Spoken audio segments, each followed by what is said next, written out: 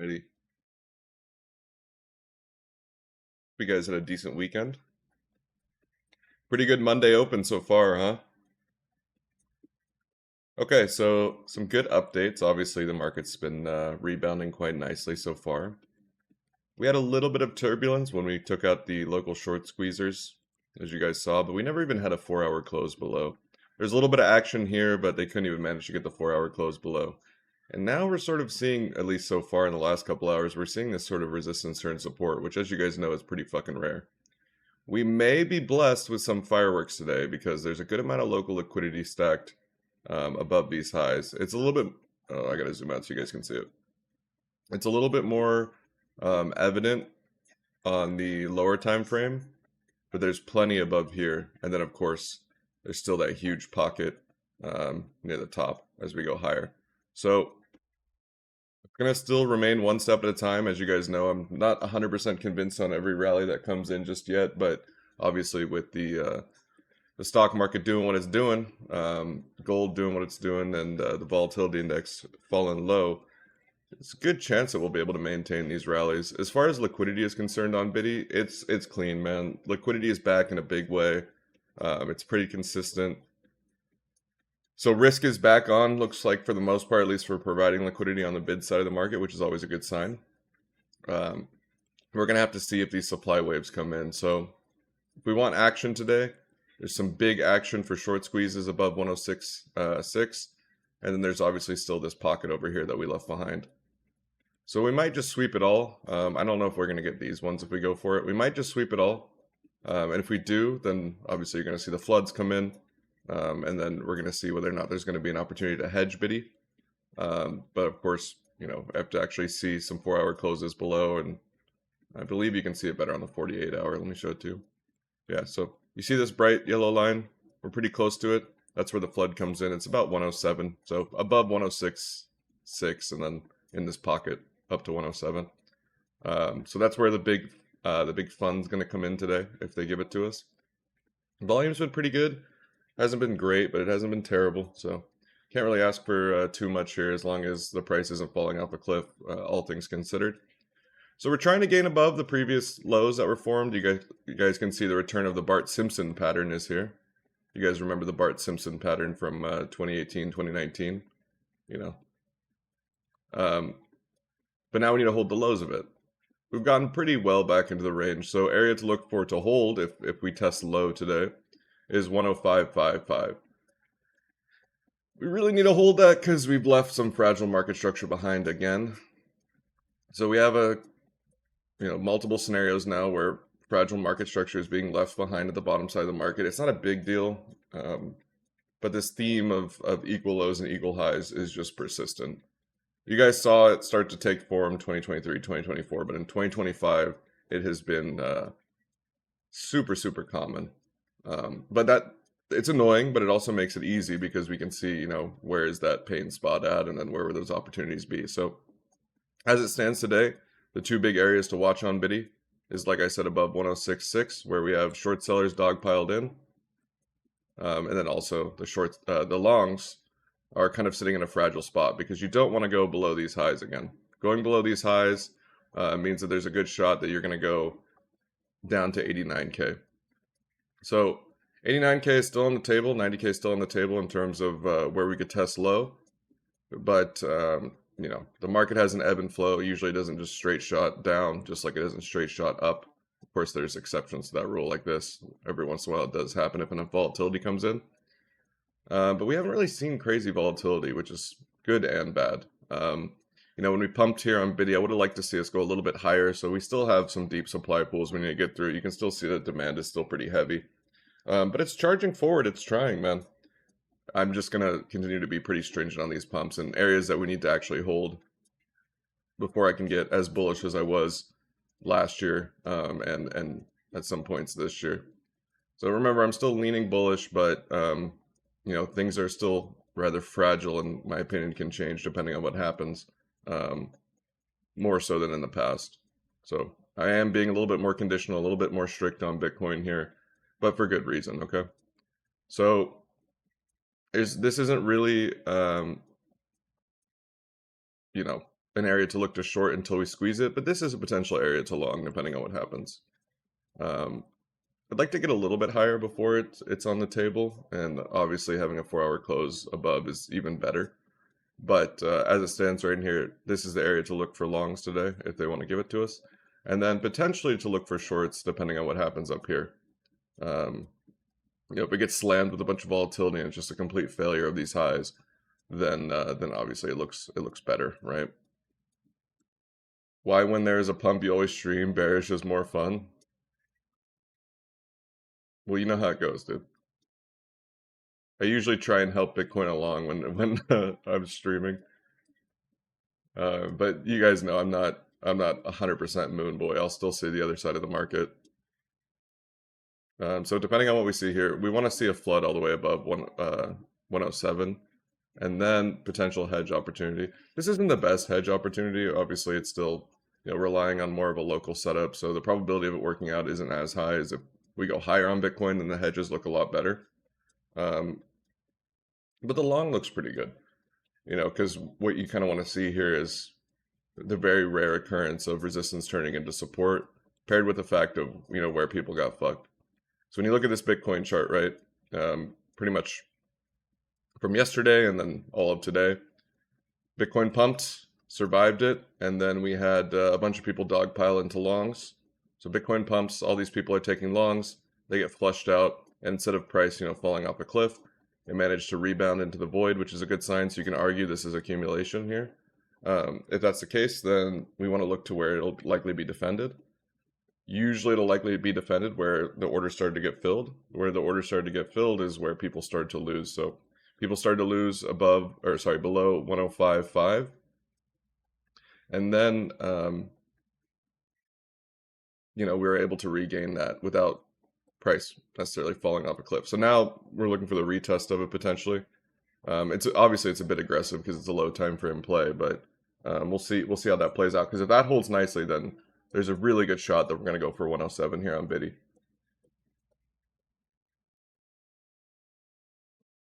So we're gonna see some action today if this holds, because then obviously the top side should be taken out as well. I'm getting a lot of Discord notifications right now. What's going on?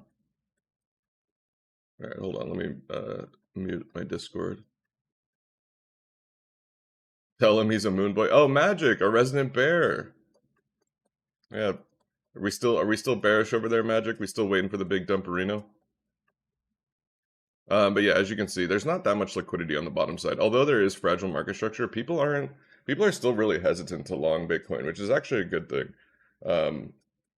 Because of all the devastation and destruction on the market that happened in the prior week, people are a little bit more hesitant. So there's not as much liquidity to go grab down there, which is a good sign. Of course, this one got grabbed, but the result of that, of all these people getting scared and selling, didn't really knock prices low.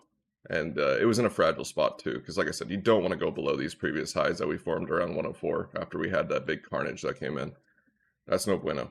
So the fact that it didn't happen is obviously a great sign. We saw the same kind of setup happen on silver earlier this year.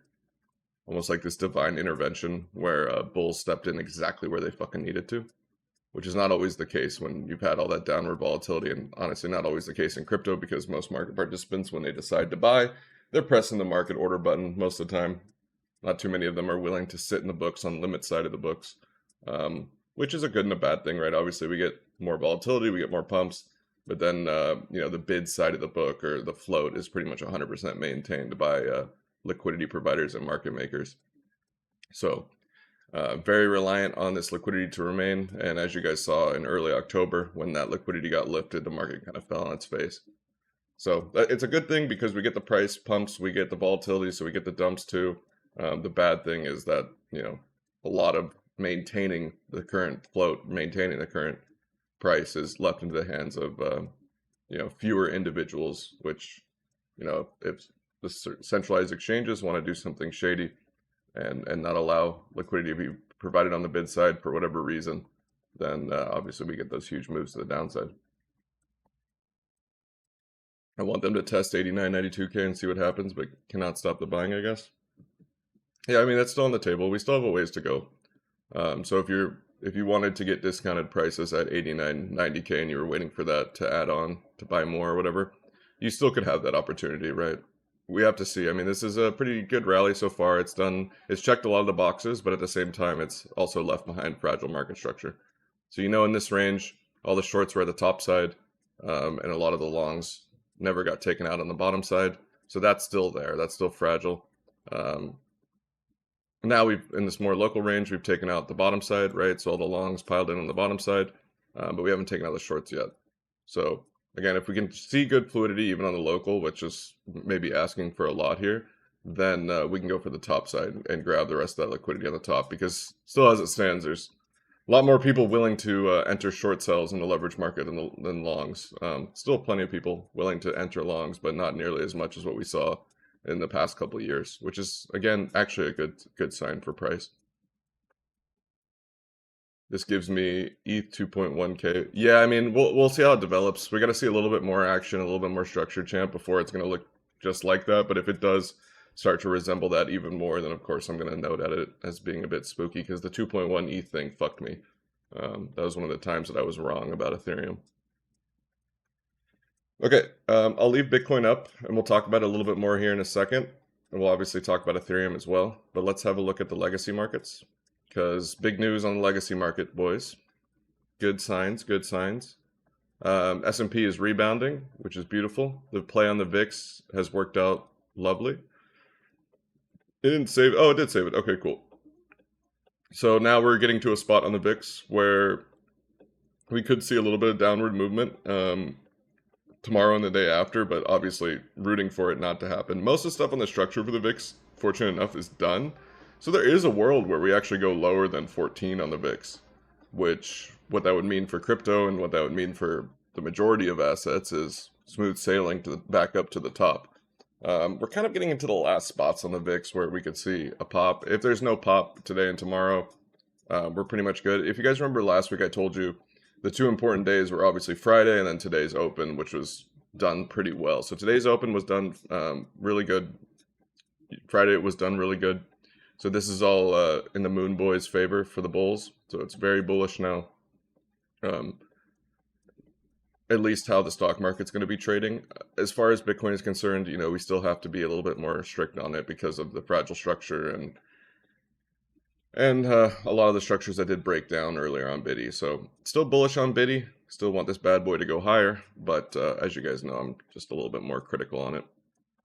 But the plan is working out nicely. The next spot for the VIX is, if we do get a pop, the next spot is a little bit more local. So the probabilities of it are a little bit lower. But if we get a pop on the VIX, we want to see something like this happen next. Okay. And so that's tagging around 20 to 21. If this continues, we keep seeing these beautiful rejections exactly where they need to happen, then, Q4 is looking pretty good, boys. I told you last week that what happens on Friday of last week and Monday today is going to be pretty determined. It's going to determine a good amount of the action in the following weeks, and that's pretty much where we're at. Obviously, I can't say it's 100% guaranteed, because things can still change, but it looks a lot better today. Obviously, the markets are going up, so it's easy to say it looks a lot better, but I'm mainly referring to what kind of action we're seeing on the volatility index. Just being the beacon for the rest of the markets. So it looks good. Gold rebound and hasn't failed it. That's huge. So gold's looking like a great recovery so far. The next spot, obviously, on gold, where I can just completely flip bullish and be a moon boy on gold, is depending on what happens around or above 41.75. So this is good, right? We saw that it started to look a little bit better on gold. I told you guys on Friday that it looks better.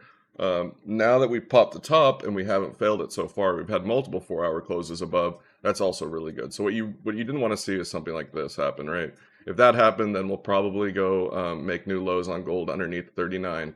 But that didn't happen, right? It's holding quite nicely. So as a result of it holding quite nicely, the next stop on the train is going to be above 42 pretty much. If this happens, then gold could still take out these lows underneath 39. But if we see the same scenario that we saw here, if we see it here where it's actually holding, then gold will probably get a new all-time high sooner than later.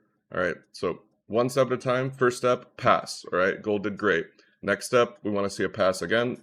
If it does, then yeah, new all-time high sooner than later. If it doesn't, then we're either going to be consolidating on gold for a longer period of time, or we're going to go take out 39 before we go higher. Okay. And so far, gold's looking good. I was really happy with what I saw on Friday. Obviously, wasn't gung-ho bullish, but I started to flip my bias a bit more on gold, if you guys remember the recording. And as a result, it's played out quite nicely so far. So that's a great sign. Silver looked even better than gold, if you guys remember me talking about that. And it's pumping more than gold today. Not only that, but it's also holding where it needs to hold. It's the same scenario, right? You take out the short sellers. You know, the precious metal market dumps pretty heavy. The volatility comes in after a big run up. You're going to have hunters and vultures coming in to try and short it. Fortunate enough, we were able, based off the price action that happened, we were able to see where those guys would be dogpiled in at. And they've been squeezed, so there was liquidity on the buy side of the leverage markets on precious metal. But as a result, it's still maintaining the float, which is really impressive. So maybe market participants that are a bit more spooked on gold and silver became more confident after Friday's move, and then more importantly, what happened today. Okay. The dollar still following the plan. You guys know how the dollar goes and how most currency goes. They're slow moving. They take a while to form. The dollar's at a point now where we actually could see a little bit of a deeper dive, but I don't think we're going to get a low lower than this low. I still think this is the local bottom for the dollar until we get above 102. Could we see a little bit of bullish movement on the euro? Yeah, we could. But if you are going to long the euro against the dollar or something like that, don't be too greedy with the profit targets, because I'm not entirely sold that any pumps that we see from the euro or any dumps that we see from the dollar are going to have legs to them. This is technically a spot where we could see that take form. We could see a little pump on the euro. We could see a little dump on the dollar. But that's all I see it as right now, is just a little one. So, it's not necessarily a spot to long the dollar, but unless you have visions of grandeur, some more high time frame stuff, and you're targeting 102, it's not the best spot for leverage, but it's still the overall trend and bias. The arrow has not changed, right? That's still the same arrow. Oil, still having its little bit of rally, little itty bitty rally. We'll probably continue this rally on oil, and then we'll see if it shows any weakness. Remember, I'm still bearish on oil, but I told you guys, I wouldn't be too surprised if we see a rally. Really, the only play right now on oil is to pump it, but I'm not going to be too convinced that the pump's going to be significant unless we can take out this high. As you can see, this chart's pretty messy, but until we get above $80 a barrel, I'm remaining bearish on it. I still think that we could see a rally, though, before dumping and taking out this fragile structure on the bottom. The yield, not much to speak about of the yield. It still looks pretty bad. Still looks like it's going to come down, which lines up with everything that the Fed is likely going to be doing for the next couple financial quarters. Max 7's pumping. Amazon's still pumping. Love to see that. Tesla's actually up quite nicely without taking out the lows. I'm not 100% sold on the Tesla pump just yet. I think that we could get a test lower before we go higher on Tesla. So mainly targeting the lows that created the insignificant higher high, and then you have a void here. So for Tesla, it could pump. Stonks are fucking bullish. People love to just dogpile into winners. But as far as it stands with the rest of the Mag 7, it looks a little bit shakier. Not to say that it's going to dump to the dump lower than here or anything, but there could be an opportunity to add on at around 375 on Tesla, more specifically 373 is where I'd be looking to add on. So doesn't necessarily look like a good short, but if it does dump pretty significantly, then it's not too bad to look to add on. It's the same thing with Bitcoin, right? Bitcoin didn't really look like it was a great spot to short it because it was at the relative lows, but if it did dump, then there was an opportunity to add on. I'm sure some of you guys did add on under 100K, but I still think that it's possible that we go under 100K and we go to 89. But in order to see that, we need to see the stock market not just pump to infinity, because the stock market is strong right now. Great Monday open as a result. We did leave a gap behind, but I don't really care too much about that. It's kind of with that volatility that came in, we could see another little wave of volatility at some point this week. If that's the case, then we should be able to see that be reflected on Bitcoin and gold and all that.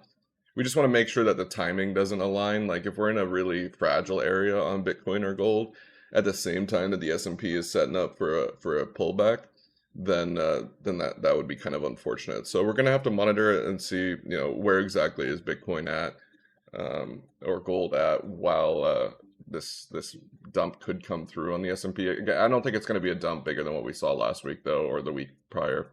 I think any more dumps on the S&P are going to be smaller for this week if we do get one. which is a good sign. But I could be wrong about that. And then also, again, we want to make sure that Bitcoin's in a pretty nice spot when that happens, right? Not really in an exposed spot, because then it could definitely feel the sting. The rest of Mag 7's doing pretty good. Yeah, whole Mag 7's up today. Mid caps, smaller caps are not doing as good today. You saw McDonald's and Walmart doing pretty good last week, and they're kind of inversely correlated with the Mag 7. People like to look at them for recession protection in a recession, which I don't think is that great of logic, but a lot of old school market participants are still following that same logic, so that's what we've seen so far. So a little bit of dumps on Walmart and McDonald's, as those fears of are we entering in a recession slightly get mitigated by how well the stock market's doing today. But yeah, if you're asking, like, my opinion, I don't really see them as good picks if a recession hits or something like that. But again, a lot of the old school guys still do. Ethereum's doing well. Same pocket as Biddy here. Pop the top. Didn't have any 4-hour closes below the previous highs, and sort of sitting in a divine intervention spot. So same thing we saw on silver, we're now seeing on Bitcoin and ETH before silver had its big run up. It doesn't mean it's not fragile. It can still break down, but if it does hold, that shows incredible strength. You guys know that we don't normally see these resistance turn supports. And once you get the dump like this, it's still in a risky spot. Because if it does end up breaking down today, which I don't think it will, but if it does, then we could go lower than 3K, and then we could hit the 2,900 target that I was talking about. Still, the ball is in Bitcoin's court because Ethereum on its own doesn't look fantastic right now. So it would be lovely to see Bitcoin sort of carried along per usual. And then if Bitcoin does carry it along nice enough, then the risk on side of the market's going to keep adding pressure, and then ETH will be able to outperform Bitcoin. So basically, the more blue skies you see on the bigger market caps, the more consistent that is, the more that opens the door for people to get a little bit more risky and hop onto the altcoins as well. But this is still a weird scenario, right? Because you have some altcoins that are actually doing rather good today, even while ETH is technically red today. So this is another scenario that we've seen that happen. A lot of the boys in the chat talked about it last week, and I made sure to mention it a couple times because it was so odd, right? These last couple years, anytime Ethereum's red, it usually means the rest of the altcoins are red in a bigger way, but not today and not last week. We're actually seeing XRP run away from the pack a bit. And this is the kind of shit I like to see because how often do we see, like I said, ETH dumping and the rest of the market dumping too? Not only that, but it's nice to see that there's certain alts that are willing to break away from the pack, and they're not just like little small market cap alts, right? We saw Zcash do it. Now we're seeing XRP do it. We saw Near do it. So this is one of those spots where if things do start to flip around in a big way, it actually opens the door to a lot of opportunities. Because the way I viewed it, and I'm sure a lot of you guys viewed it, with how liquidity provision works across the board and how market makers work across the board for the most part, is a lot of these alts will just move. The bigger alts will all move in the same way, right? Like they'll all be red together, or they'll all be green together, which if we were to have an alt season with that kind of scenario set up, it wouldn't really, there'd be like, just pick your alt, which alt do you want? And then they would all pump at the same time. But the fact that some of them are pumping or some of them are dumping is a trader's paradise, because then we get opportunities left and right to sort of be nimble and jump from one to the other depending on what they look like, which I didn't really think was going to be a scenario, but it's proven me wrong. We're seeing this decoupling of market sentiment, which could be a sign of something good to come. But of course, we don't know that if Bitcoin's going to go for another leg down. If Bitcoin goes for another leg down, then the scenario is not nearly as good. But if it keeps playing out like this, then it just means that there's going to be some days where a random big market cap alt pumps, the rest of the market kind of floats, and then the next day another random big market cap alt pumps, and the rest of the market floats. Like I said, today we see XRP actually doing rather good, while the rest of the market's kind of just floating along, right? At least the big caps. We got some big caps that are up, some big caps that are down, but they're not up or down in a major way. So, oh yeah, as far as Zcash is concerned, there is a little bit of spookiness happening over there, but it doesn't look too bad. And Near's still doing great, guys. I know it looks a little bit spooky now, but you got a ton of stack liquidity up here on Near. So fluidity was held beautifully on there. The volume is great. Um, it doesn't mean, you long the top of 1,000 leverage or whatever, but there's some areas where you can look for now. If it maintains the structure, and this one's actually married with the local. So if we do get a big pullback on near, there's another opportunity that's lined up quite nicely since the first battle was won well. See if the next battle will be won well as two, which is around $2 to $2.150, $2.15 a share on near. So we'll keep an eye on it, but still, you still have all this fucking stack liquidity on near, right? You guys know I've been talking about this coin for years now. Unfortunately, it did dump like the rest of the altcoins dumped, but you've got a ton of short sellers in the same spot. You've got great volume. You've got great fluidity. So we held it where we needed to. That all those boxes are checked. Now, as far as like the next opportunity on it, if it does want to start to pull back, and we don't want to see that happen too quickly, but if it does, then 2 to 2.15 is looking pretty good. What's up, Day9? You saw the ICP pump? Yeah. It's interesting, right? A lot of the old school altcoins are the ones that are pumping. With Zcash and ICP and Litecoin had a nice little run. XRP is having a nice little run. Um, I told you guys a couple months ago, this is more reminiscent. This if we do get an altcoin rally, it's more reminiscent of 2018 than it is the COVID rallies. There's something about it. It just seems so much more similar. And as a result of that, we've seen these old school coins actually mount a comeback. Now, could it be a short squeeze? It could, but the amount of volume we're seeing on the spot market, and instead of having these immediate rejections, it's leaning more towards less likely of a short squeeze. Of course, if Bitcoin dumps significantly, then that gets thrown out the window. But in the event that doesn't happen on Bitcoin, then like I said, it kind of opens the door for this more risk on side of things. And I think honestly, if the alts were to rally at this point, it would be such a hated rally. Because after what happened early in October, when leverage just got completely flushed out of the market on the altcoins, I mean, and people are short and heavy. Like the sentiment I'm seeing here right now is you got longs just completely dogged, right? They got fucked. And now you've got people that just want to jump into short sells. So this, like I said, if we do get a rally on the altcoin market, it's probably going to be a really hated rally. But that's usually when they happen, right? Same thing on the stock market. So many people were calling for doom and gloom on the stock market when this happened. And don't get me wrong, I was scared too when this happened.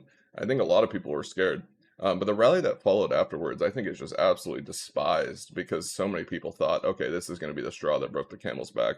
And I kind of agree with that logic a little bit, but not for any other reason outside of the volatility index kicking above 50 in such quick succession. That was pretty irregular. Um, but hey, man, the price doesn't lie. They can be as bearish as they want on the stock market, but it looks pretty good right now, particularly after today's open. Um, you guys know I like to I like to try and stay in the middle. But I always do lean a little bit more bullish. It's easier to lean bullish when everything's traded against the dollar. But yeah, I mean, if I see some stuff on the VIX and whatnot, I'll let you know like I normally do when it comes to these little corrections on the stock market. But yeah, I mean, just always rely on the price, boys. Everyone's gonna have an opinion. The price does not have an opinion. What's up, Big Bob buddy? Big Bob buddy? Vanessa, what's goody? At this point, I just want insider info. Sir, hook us up with the insiders. Yeah, I mean, there's a couple. There's some legitimacy to what you said, like when it comes to smaller coins. But as far as like insider info, when it comes to like Bitcoin or the stock market, that doesn't really matter too much. Unless you're looking at like individual common stocks, or you're looking at like smaller market cap altcoins. Like the insider info on Bitcoin that's not really a big thing. That's not really a thing for the most part. Most of the time when it comes to Bitcoin, they're not coming for your stop loss. I mean, what have you seen in these last couple weeks? Actually, in the last couple months, is you've seen a lot of the old guard on Bitcoin, a lot of the old whales on Bitcoin dumping like crazy, right? Probably because the 4-year cycle prophecy or whatever. But Bitcoin's actually pretty resilient here, all things considered. I mean, if we were to have that big dump on Bitcoin, I thought it would have happened already. It still can happen, but it's just odd that it hasn't, right? For the bears in the chat, they can probably agree with that to some degree. Why haven't we dumped again? Particularly after we just made basically on this move here is where we should have seen it. The recovery here was really impressive. Looks like divine intervention. Because this is exactly where you'd have to hold it. This is like the last stand, what we held earlier today. Obviously, it helps when the stock market is doing really good. But that was the spot where you could break the structure, where you could target the bulls and break it down. But it just didn't happen, and some volume came in at this. It was a saving grace at the final hour there. As a result, there's a good chance that we're going to pop the top again. And the question is, after that, can we hold it, right? One step at a time. If we can hold it again, then, you know, like I said, the price doesn't lie. It doesn't have an opinion. You got the intellect to do the connect to make the protect. Is that a Manessa original, or did you get that somewhere? Trump coin actually looking good. The Trump coin, the volume I wish was a little bit better on it, but yeah, it's following the plan nicely. Um, Volume was a little bit lackluster, but it's not terrible. It's good fluidity. You held it here. So now add-ons for the Trump coin is around 7.9, so you can call it 8 if you want. Um, hey man, it's good fluidity. And remember, guys, I'm not being political here. This is just about making money, right? You can hate Trump if you want, or you can like Trump. I really don't give a fuck. I'm just trading the chart, right? That's all there is to it here. The first time the 4 year cycle has been negated this long, no? Yeah, that's what I'm saying. Like, it's odd that it hasn't dumped yet, right? It's weird that Bitcoin hasn't dumped more. So anytime there's that kind of thing that happens in the chart where it's like, why didn't it dump more? Why didn't it pump more? That's when it's usually there's an opportunity. Like the same thing when you get a new, like on Ethereum, right? We gun it for the all-time high here. But why wasn't this more? And as a result, carnage followed. Same thing here on Ethereum. Why wasn't this dump more? And when it's not, is there an opportunity? Yeah, nothing's confirmed 100%. There's no guarantees, but when you see that kind of stuff happen, you're getting a glimpse onto what the real supply and demand of the market looks like. Um, we still have a ways to go on Ethereum. We still have a ways to go on Bitcoin, right? I'm not full moon boy just yet. I'm not 100% convinced in these rallies just yet, but it's starting to make a good case. It's mounting a defense, and it's done, pretty well so far. And as far as like, if you're still bearish on it, that's fine. I think there's some legitimate reasoning as to why you would be bearish on Bitcoin, but I don't know if you can just short anywhere you want to short, right? You still got to wait for good areas, and good areas are usually going to be when other short sellers get flushed out of the market. So the first spot on that, like I said earlier in the stream, is going to be 107, but it really gets started at 106.6. So the party gets started above here, but then we really don't hit the thick of it until we get to 107, which is like right there. Um, and you don't really need to ask for too much here on Bitcoin in terms of seeing it pump immediately, although it would be really fun, and it certainly could happen today. Just maintaining the float here is pretty impressive because, like Lalo said, this is the first time in the 4 year cycle has been, it's been such a battle for that narrative of are we at the end of the 4 year cycle? There's a lot of people that believe that to be the case, and that's what I'm saying. A lot of the old guard Bitcoin whales have sold, but the price is still pretty resilient in spite of that fact. Other thing that has impressed me is why is liquidity still so thick here? Liquidity was dog water these last couple of weeks, and it's still kind of thick. All things considered, it's a bit odd. It looks really clean, honestly. The liquidity looks clean. The fact that most market participants that are just jumping into big leverage positions are leaning towards the short side of the market, that's usually a good sign. If everybody was still 100% bullish here, I would say, yeah, okay, we got to go lower. But the fact that so many fucking people are bearish leads me to the conclusion that maybe we can take out some more short sellers before we go lower, or maybe we don't have to go lower. Of course, none of us know this, right? For sure in the chat, nobody's got a crystal ball as to where it's going next 100%. So that's why we got to pay attention to these areas, because we're not out of the woods, and there still is fragility on the bottom side of the market. If I'm being completely impartial here, I do see the fragile structures at the bottom. They are fragile. And that's what makes these movements so much more important and impactful, is because the movements that we see this week, and we need to get away from the fragile market structure before it starts to become, the anxieties are gone and the spookiness is gone, because we're not out of the woods. We're still being chased by a spooky Enderman or whatever, Slenderman in the forest. And if we can get further away from that, then of course, then it's easier for me to not be as spooked. But yeah, we still got a ways to go. I will say though, the precious metal pumps have been really fucking really nice. I think there was a lot of people who were bearish on precious metals as well, right? We need Senate money. No, fuck that, dude.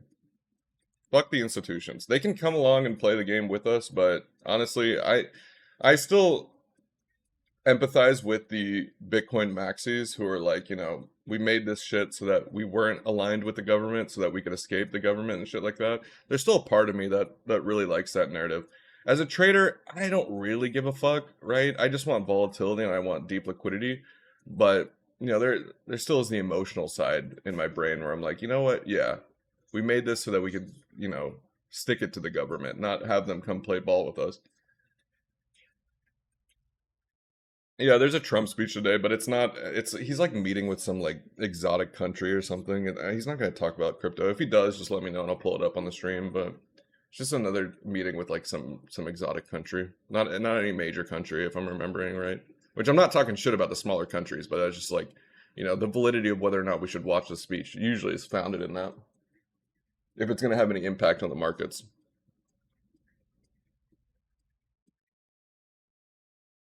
But yeah, man. It's almost one of those times where it's not time to shop for altcoins just yet because we're not confirmed, but there is more opportunities to trade altcoins because they're decoupling, right? That kind of decoupling is exactly what the fuck I wanted to see, because that just means more opportunities. And the fact that liquidity has returned and liquidity is deep means that there's going to be less slippage to bounce around from altcoins. So it's just like really good. It's just really good market conditions for traders, right? It's good time for us because there's decoupling and market sentiment, there's deep liquidity, there's volatility, and there's a lot of leverage. So when there's a lot of leverage returning back into the market, it allows us to be able to be a little bit more, consistent with our trades, because we can spot where the probabilities are going to be higher and where they're going to be lower. And not only that, but 2025 and a lot of 2024, we built so many different fragile market structures on both sides of the market.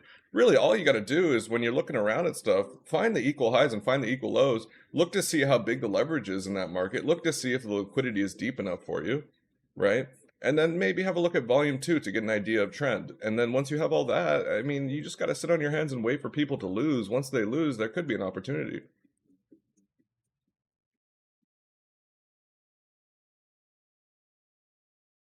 Unfortunately for this one, there's not really like a local we can marry this with, which is a little bit unfortunate. So the probability of this arrow here isn't as high as the previous arrows I've had in other streams, but because I don't really have anything here to marry it with, but there is this one to look for. Fuck governments, no taxes. Champ is hitting his 100% libertarian arc.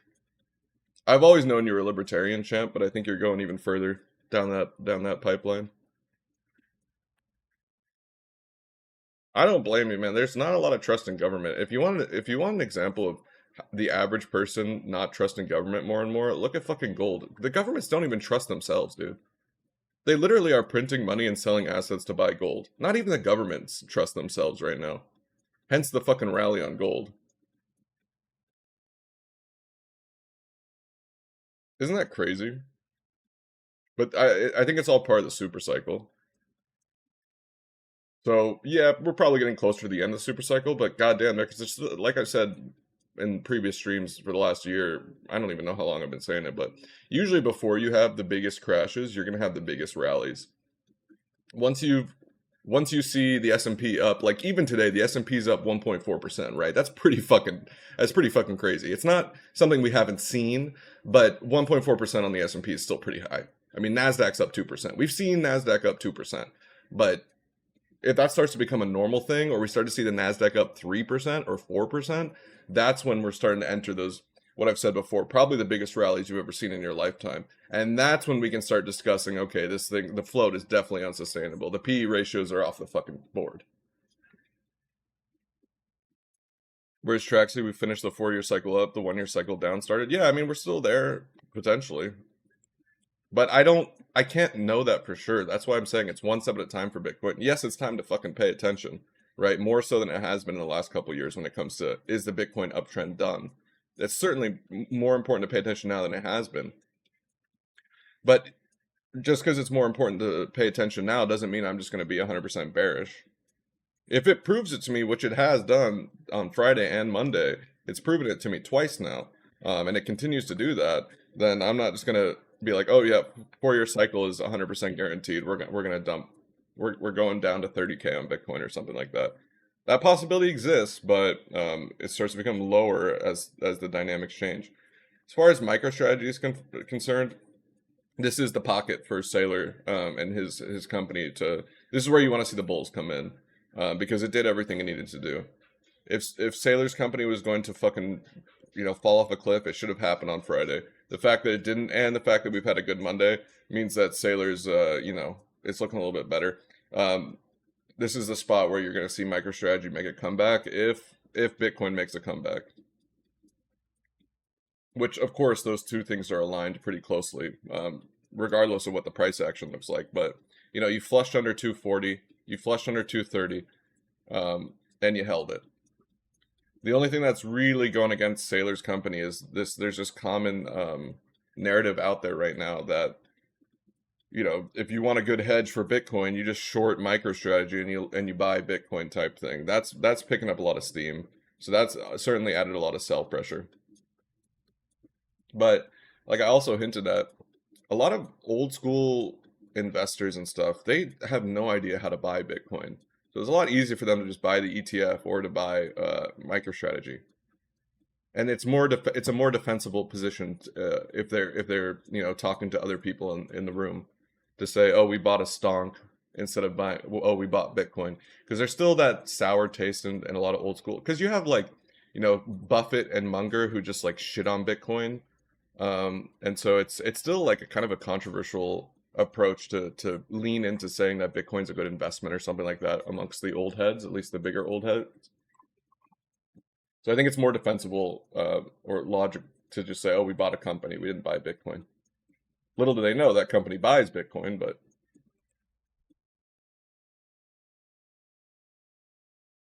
yeah, we're gonna take this one step at a time. Like I said, it's more important now. If you've been a bull on Bitcoin for the past couple of years or for a long time, and you're concerned about us entering a bear market, these little movements that we see on the chart are more impactful than the movements that we've seen for the last couple of years. Every little movement we see on the chart right now is going to be pretty significantly impactful, because we're in a zone right now where it's a fight between the narratives, right? You have one narrative saying, okay, Bitcoin has topped after 4 years every single time. It happens all the time.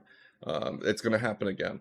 And then you have the other side of the argument, which is, okay, well, this is new dynamics. We've got the ETF this time. We've got sailors sucking up all the fucking supply. We've got institutions and governments on board.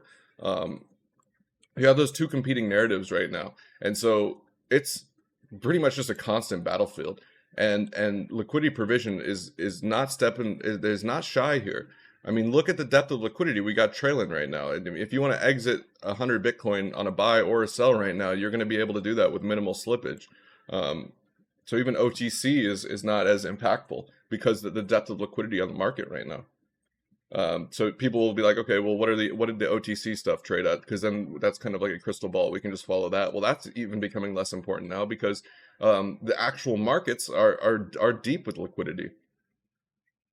Now, obviously, depending on how big of a whale you are, 100 Bitcoin might not be a lot, but just because they're only showing 100 Bitcoin on the spreads doesn't mean that that's not going to appear again. Like if you wanted to sell, let's say, or buy 100 Bitcoin right now, you're not going to pay much slippage on it, and you'll think that okay, this 100 Bitcoin will just evaporate and then we can go higher. No, another 100 Bitcoin will pop up the second after you buy it. Maybe a little bit higher, but it's the same thing.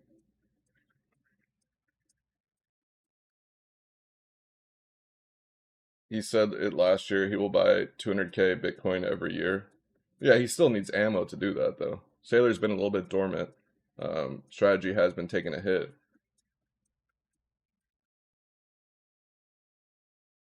But another thing you can look at, right, is the Bitcoin exchange balances. This is one way to visualize it. There's another one that you can look at here. Hold on, let me find it. I don't look at it very often, but this is a pretty important chart to just have a look at every once in a while. But you've got, Bitcoin on exchanges continues to decline. So that just means that the actual amount of supply that's out there to be sold is getting lower, and the USDT on exchanges is going up too. That's not going to, tell you where the price is going today, but until I see that start to shift around as well, then that's where the big red flags come in. Um, if everybody's going from cold wallet to hot wallet at the same time, um, in a big way, that's when it starts to become even more spooky.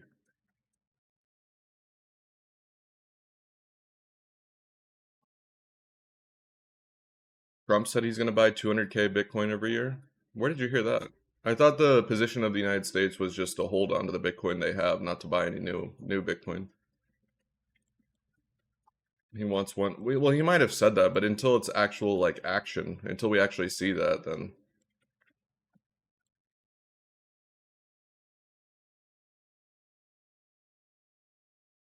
don't worry about rumors too much.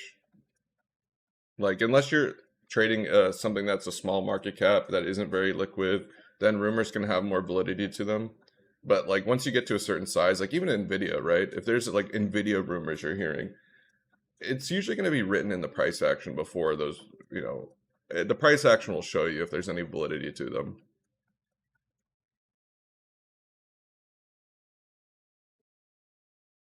Last year campaign, he said it. Yeah, but until it actually starts to happen, I'm not really too concerned about it. Until I see the United States actually buying new Bitcoin, then I'm not going to assume that they will. Because that's a pretty crazy take to have, anyways.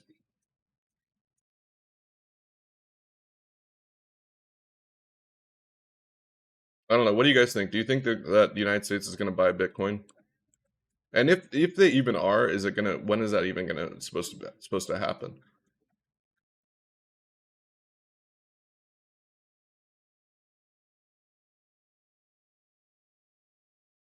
Yeah, I don't think so either, champ. But who knows? Crazy shit happens, man. You know what? It's insane because how many times have we looked to history for the answers, and how many times have we been disappointed? Of course, history does repeat a lot of the time, but like I don't know who said it. I wish I could give them credit, but it's certainly more so history rhymes than it repeats because there's always new dynamics at play. Oh yeah, the $2,000 checks. That's something that could pump crypto because that's pretty much you know the two big things that we saw such insane rallies in COVID was obviously the stim checks had some influence, but also I think an even bigger factor was people were online more.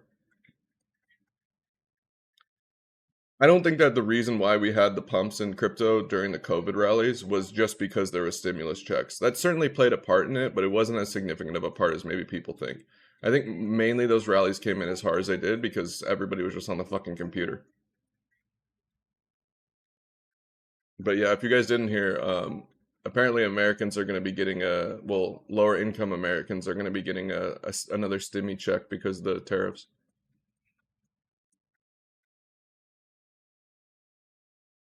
Honestly, I that shouldn't have too much. What is that, like 50 billion or something? That shouldn't have too much of an effect on the Bitcoin markets, but for the altcoin markets, um, that could have an effect. And maybe that's why we saw risk on more so on the altcoin markets lately.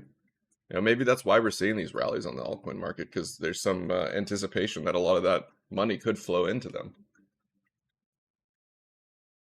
We have some crazy moon boys today in the chat. Well, you know how it is. If the market's pumping, everybody's a moon boy. If the market's dumping, everyone's a bear. We'll get more coffee. Be right back.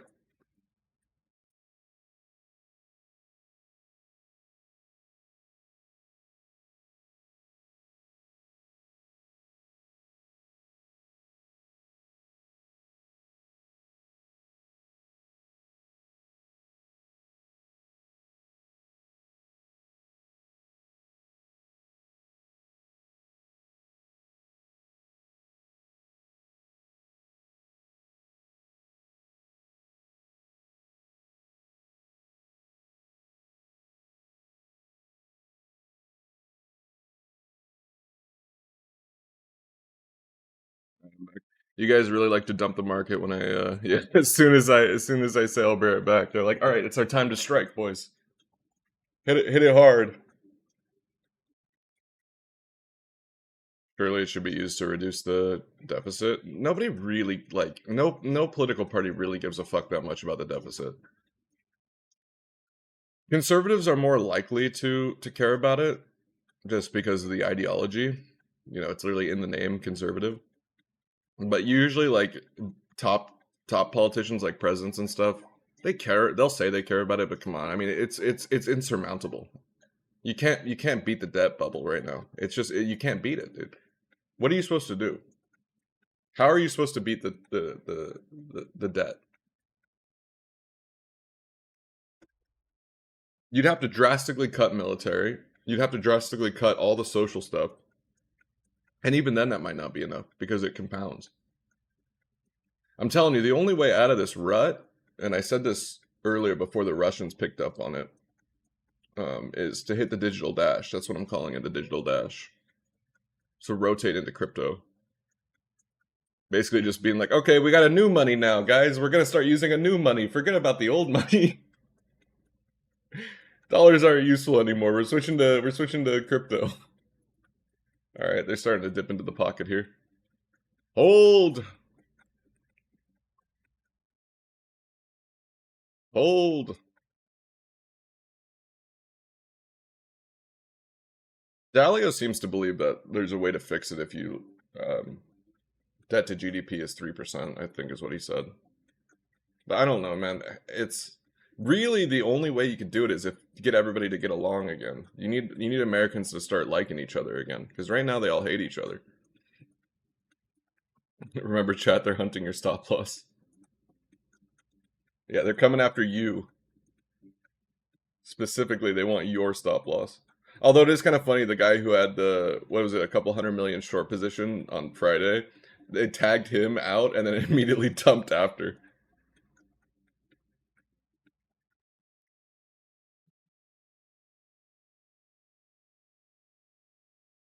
Yeah, but the real way you fix it is to have Americans start to like each other. And you know how many people make money off Americans not liking each other?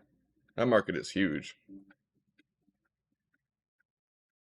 I think even the Europeans and foreign countries like to see the Americans at odds. More so probably for the entertainment factor, but all right, let me put another playlist on.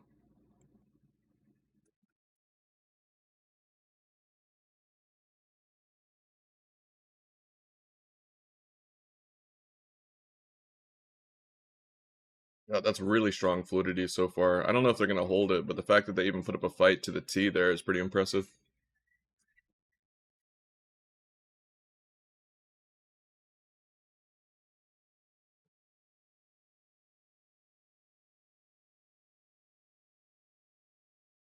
We still got a fight here.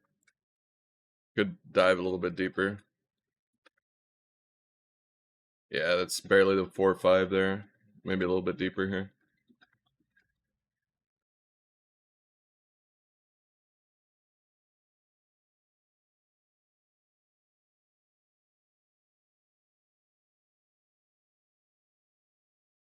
It's the Americans that don't like Europeans. I always thought it was the other way around.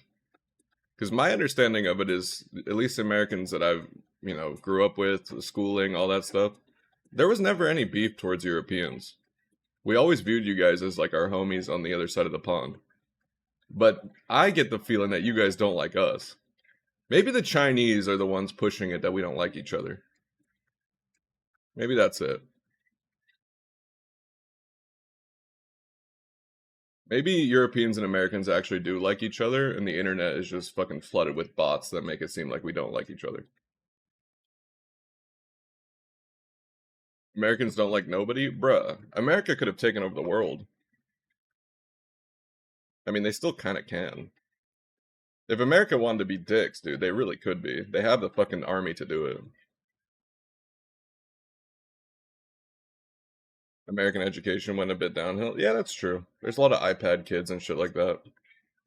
But not every American is dumb, dude. If you watch those YouTube videos where they interview Americans on the street and they're like, point 0.5 countries on this map. and they can't do it. I'm sure there's people in your country too that couldn't do that shit. It's just about the people that can do it get edited out of those videos, you know? The people that they interview that can point out the countries and do know geography, they're not going to make the edits. Because who the fuck wants to see that? They'd rather shit on America.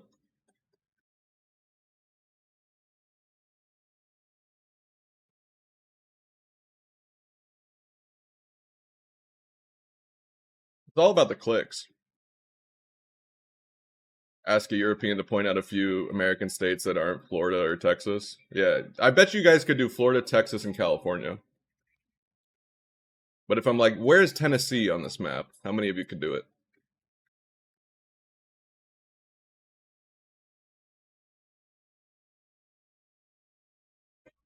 Yeah, same thing with me, Slumbo. You know, where's Kentucky on this map?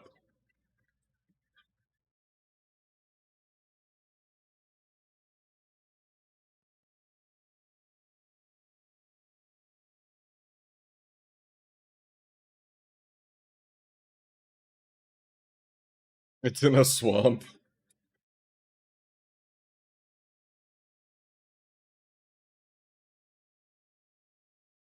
Even know where European countries are? I don't think I could name every European country. Just like I don't think you could name every United States. But my geography's not that bad. Now you guys are gonna fucking quiz me. But that's the point I'm making, straw balls. I'm not trying to say like, oh, Europeans are dumb because they can't name every single United State. I'm saying like Americans aren't that dumb because they can't name every single European country. Where's Andorra? We already had that one, right? It's a French. It's by France, right? Like a city state.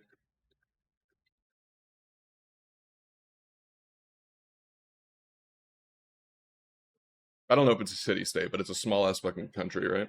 Near France. Oh no, I got it wrong. See, you got me. Okay, chat's hitting me with the LOL. That means I got it wrong. All right, I don't know where Andorra is. Fine, you're smarter than me. You got me with the gotcha.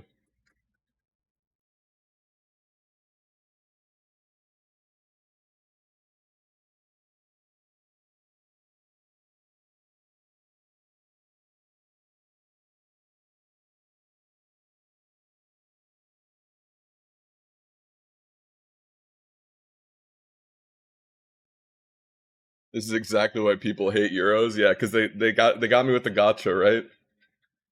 He doesn't know where this country is. He's an idiot. Oh, it's in Spain. Okay. I'm not cheating, bro. If I was cheating, I would have fucking said the right answer. I got it wrong.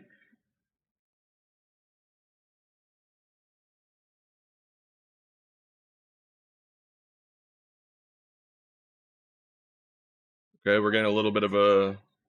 This music's kind of loud. We're getting a little bit of a restriction on the bottom side here. A little bit of a fight.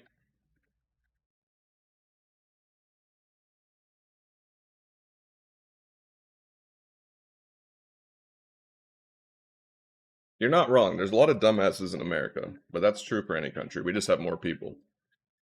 We have a bigger sample size.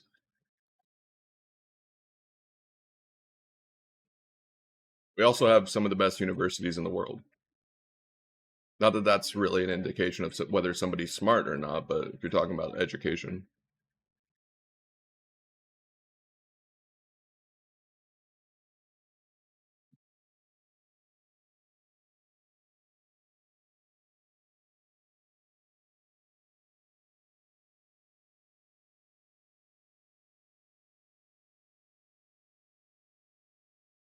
What happens to all the Euros when they have to verify every transaction with ID soon? They'll learn all 50 states quick as fuck.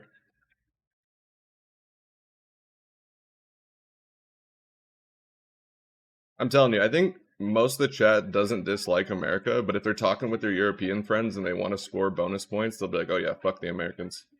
Because that's seen as cool.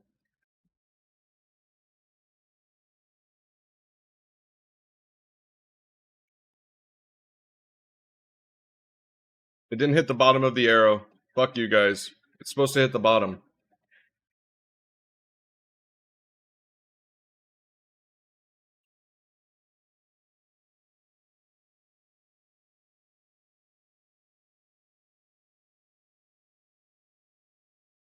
Americans just think high of themselves and everything. I'm telling you, that's the media.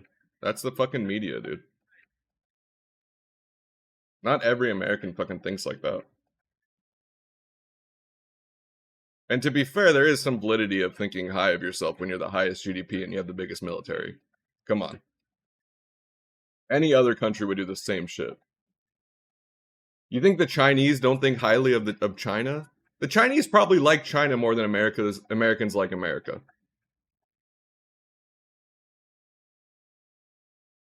So why aren't you scrutinizing them?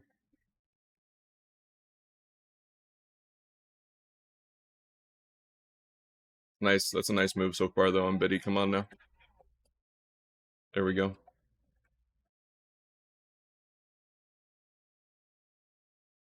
I'm not satisfied that it didn't hit the bottom of my arrow, though. To be fair, this arrow was more drawn a little bit more randy than the previous ones because I didn't have anything on the local to marry it with.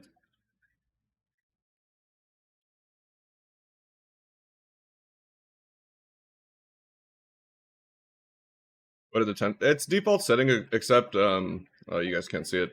The opacity is on max and the minimum volume's on max, so I don't really care about icebergs unless they're the biggest ones. And then the rest of the settings should be default. I don't think I've changed much of the other settings on Tensor. Again, the main thing I'm looking at when I'm looking at this is obviously the icebergs, right? So where the big resting orders, like this one all the way up here at 110. The other things I'm looking at is this the spread, like how tight is the spread, how deep is the liquidity.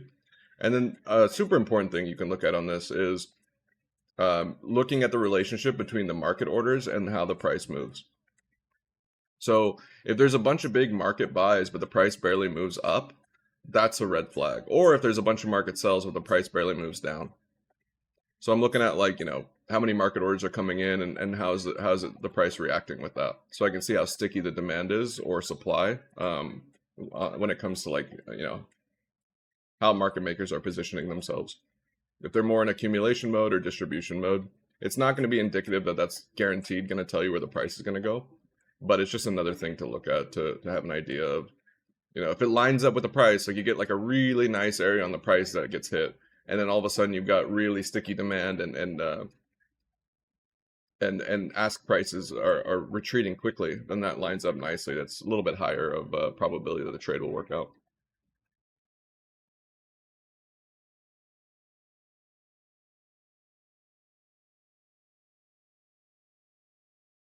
Snapchat's reversing. I don't trade Snapchat.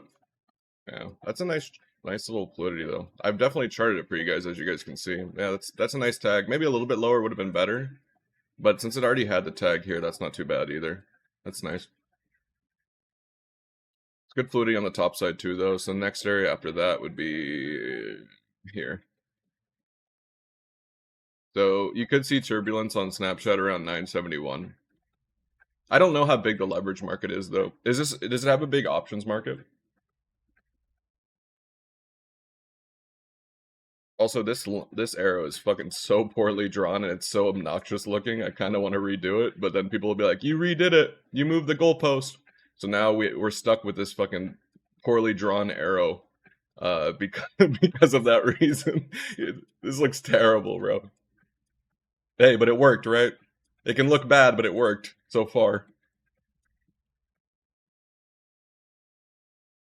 Yeah, S&P is showing no fucking signs of slowing down here. Blame the new mouse, yeah.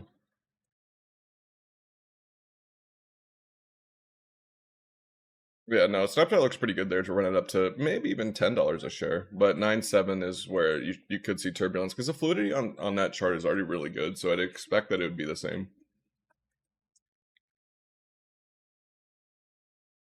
I once met an American middle-aged man in Milan. He was recruiting some Italian student for some studies, and he was the humblest and modest person I've ever seen till today. It actually struck me because I had the arrogant and cocky American in my head. I'm telling you, that's your media sources, dude. Would you click on a video where you're going to see a humble American, or would you click on a video where you're going to see an obnoxious one? In fact, if I turned into an obnoxious American, we'd probably have more people in here right now. I cannot take this arrow. Yeah, no, it's a really poorly drawn arrow. I'll redo it, but then you guys here. I'll redo it in the same area though. There, that one's a little bit better. It's still the same area.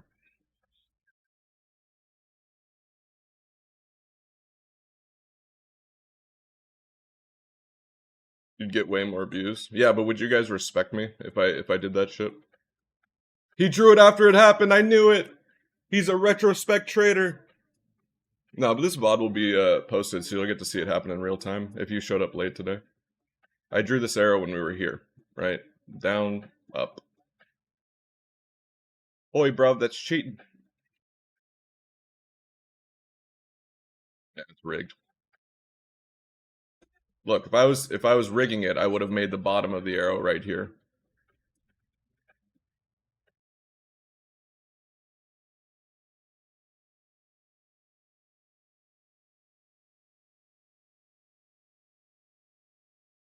You met an oil baron? A Texan? Did he have a 10-gallon hat? Did you implement? No, there's no delay on stream. I probably should have a delay, but everything here is live. You can go check it on your own charts to see if it is or not. I should have like a 10-second delay though, you're right. In case I'd like pull up my passwords or something, I can end stream before you guys see it. But I like to live on the edge a little bit. It's a little bit more fun. The real question is, how did this dumbass just draw an arrow and the price just followed it? That's what we should be asking. How did this dumbass American just predict the price again on the 1-minute chart? Yeah, I've got 15 monitors because don't you know the more monitors you have, the more profitable you are? If you're not having success in trading, you got to get more monitors, dude. Simple as that.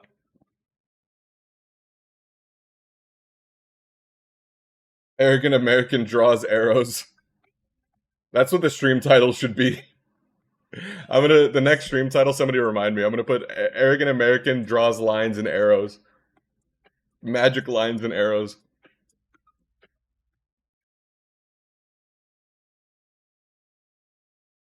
Yeah, that's what I do right now, Bugatti. Putting my monitor order in right now. Yeah, you need the biggest monitors and you need at least 15 of them.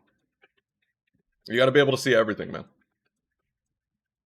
Just so you can get your ass kicked on the market by some arrogant American who just drew an arrow on one monitor.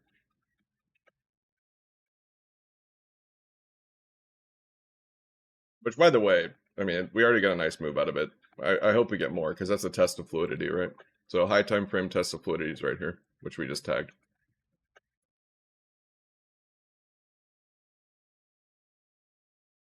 It was a bit of a deep dive, so it wasn't that clean, but we'll take it.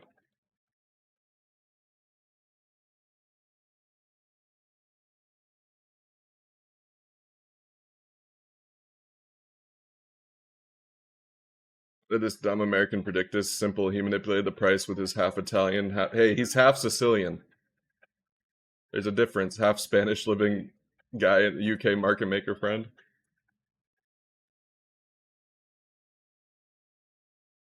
Yeah, the British market makers just watch the stream. They're like, all right, that's where the arrow turned. Let's flip it around now. Let's make the American look smart. In what country is Sicily? Okay, yeah, Italian, but, you know. I feel like Sicilians probably want to differentiate. You want you to differentiate between them and Italy.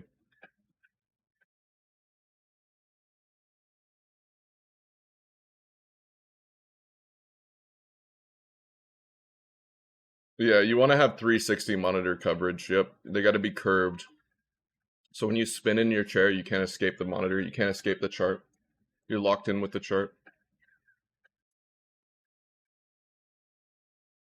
There's no escaping the chart, chap. You're one with the chart. This is what happens when I brag. You see what happens when I brag? See what you guys did?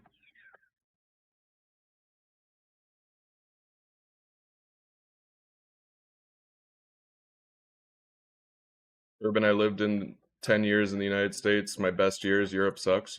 I'm not jumping on that train. Nice try. But I just talked about unity. And your comment is making me be like, oh yeah, America's better. I told you. Is that what you want when you say something like that? Just destroy all the unity that I just tried to bridge right there? No, but I believe you. It depends where you stay in America, right? There's definitely, if you go to Manhattan, you're going to get a lot of, I'm walking here type attitude.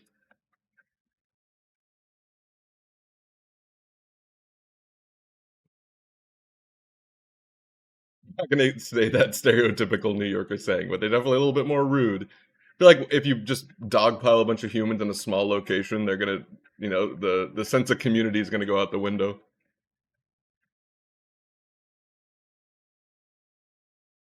Now that price goes back down, can it tag the low? Yeah, yeah, it can get a retest of this. Yeah. If it's to retest this, though, it's got to be clean. You don't want to have, like, you can dip into it a little bit because you got some room to breathe, but you don't want to stack liquidity. Of course, that happens all the fucking time nowadays, but it's technically fragile market structure if you do that.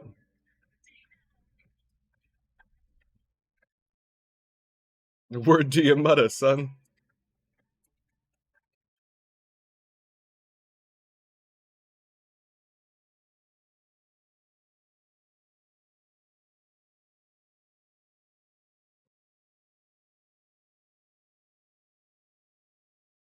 Okay. Volume is a bit thinner, liquidity is a bit thinner, so we're back to market maker's playground. They can push it around a little bit easier right now.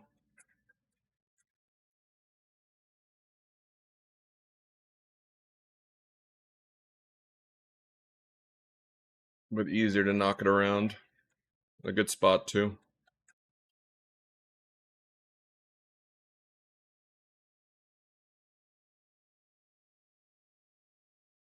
So push to fill, close some shorts and profit to try and swing it, but now you actually need spot demand to back it. Otherwise, it's just an imbalance.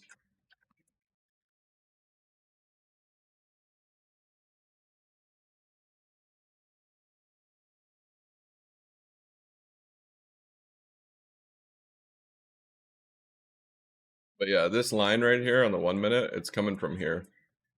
This is what I used. Because this is where people got fucked and price didn't do that. So everybody who, we pumped it, right? Everybody who longed it here with higher leverage likely had their invalidations at the lows or below them. We took them out. Price didn't fall off a cliff. So you can argue accumulation started here. So where is it likely to be defended on the retest of it? It's still not guaranteed to work, right? Manipulation can fail, but that's the logic of why the arrow is the way it is. But in reality, it's just a random arrow, right? There's no logic behind it or anything like that.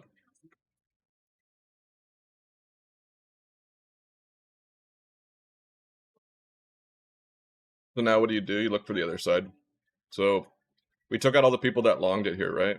Where the people that shorted it get fucked up here.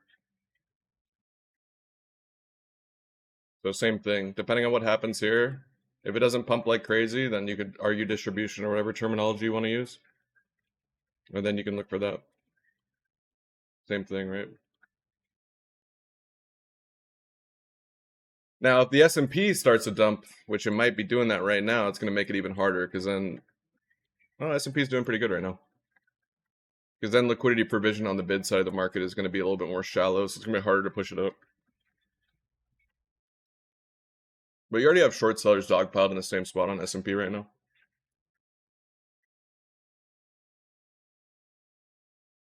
In fact, let's hit the 3 chart. Now that we have the 3 chart on, we're going to be even more profitable. So we'll leave Bitcoin high time frame up here, or higher time frame. It's a fucking 15-minute, right? So the probability of it working out is not even that great anyways, because it's lower time frames. And then we'll have the 1 minute S&P up. Okay, now we're cooking with gas, boys.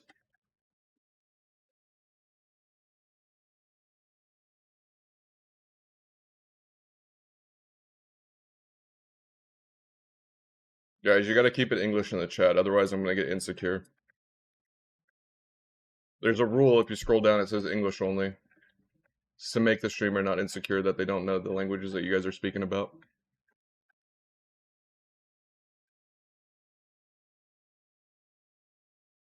Super blit.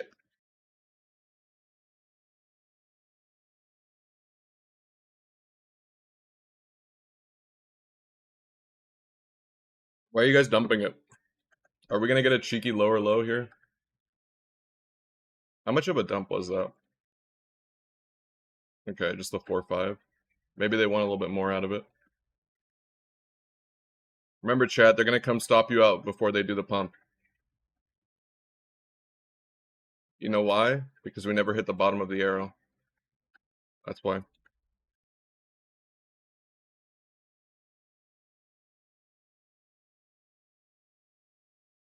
So we hit the bottom of the arrow. They're coming for your stop loss.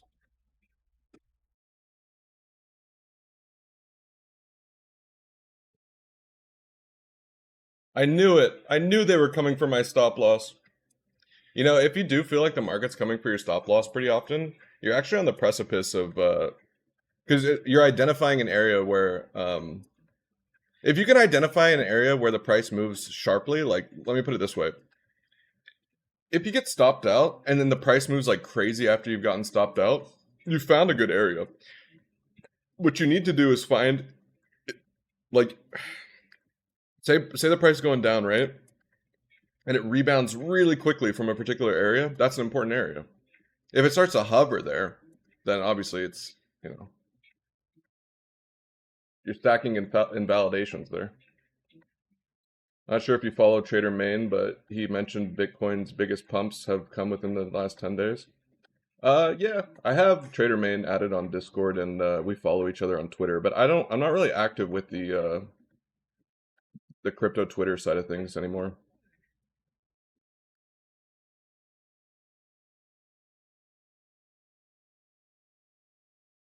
Oh shit! Look, guys, I was somebody on crypto Twitter. You want to see proof? Oh, this is the wrong guy. What's his name? Main. Here we go. Look, see, I was somebody on Twitter at some point. He has 550K followers and he follows me. He's probably gonna unfollow me now, but your boy was somebody on Twitter.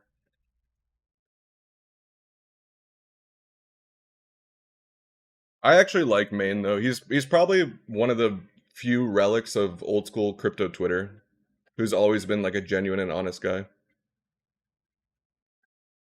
He's a good guy. And that's pretty rare to find on crypto Twitter, so I'm happy that he's had so much success. That pic is sus as fuck. Yeah, and he's funny too. He's funny too. But I think Blunt still follows me too. Blunt is pretty cool.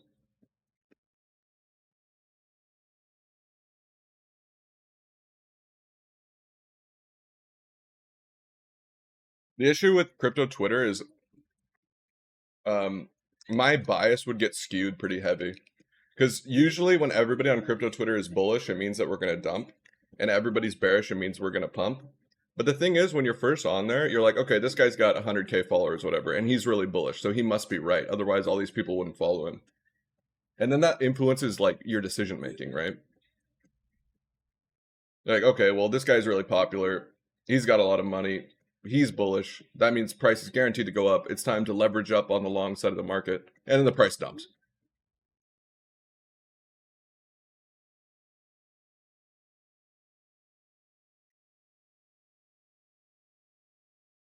So as a trader, it's just like you want to develop your own opinions. Like even you guys watching the stream right now, you should still formulate your own ideas. You can hear what I have to say, but you need to be able to have a filter and be like, okay, well, I don't agree with Urban here. And that's completely fine. There's plenty of people who don't agree with me in the chat, right? Like all the fucking bears in the chat right now.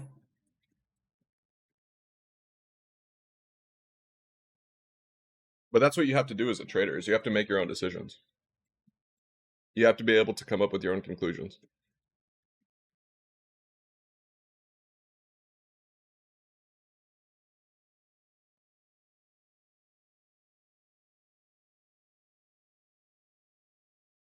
I wish I would have made more coffee. Anybody down to make me some coffee? Starting salary? You are a moon boy. Hey, even though I'm a moon boy, some of the bears still like me. And when I'm a bear, some of the Moon Boys still like me. DoorDash Mickey D coffee.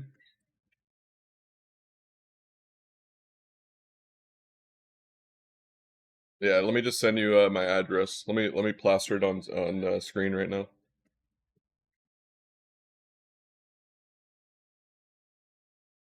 Matcha. I'm a pretty basic bitch when it comes to coffee. I just like black coffee. And no, I don't say that to try and sound cool. I just called myself a basic bitch.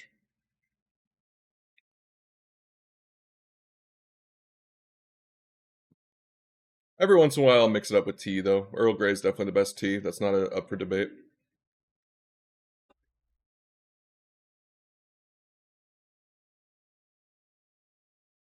Although green tea is a pretty close second. You a fan of Vietnamese coffee? Anytime somebody mentions a foreign country with the word coffee after, I just assume it's probably because it's a lot stronger, right? I'm guessing Vietnamese coffee, just the second you take a sip of it, you gotta poop. The second you have a sip of some foreign coffee, you gotta take a shit.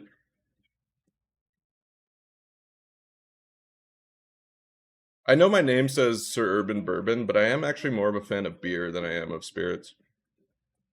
I don't think my opinion of spirits is probably as top tier as other people in the chat. But you guys do know I'll talk about different types of beer.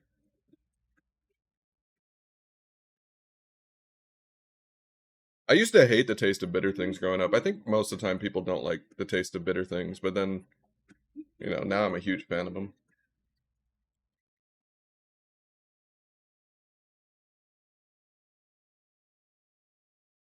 Favorite beer? Definitely IPAs, man. I know that's cringy. I'm not a hipster, right? I think IPAs just taste good, dude.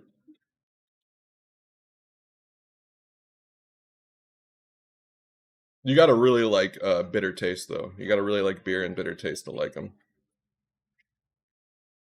Been on a Long Island tea? Sir, I think that's called alcoholism. I think if you've been on a Long Island iced tea kick,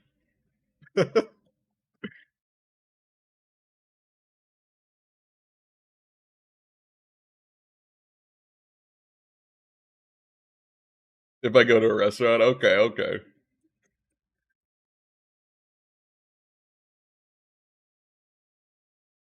I'm actually not a big fan of stouts. The Europeans in the chat are gonna beat me up. I'm not a big fan of the stouts. Hoyos Locos? That doesn't sound like a big chain, unless you're talking about Pollo Loco.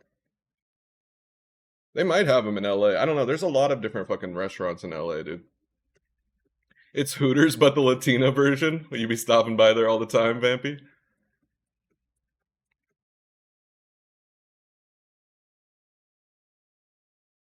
Yeah, dude. It's hard to beat a cerveza, man.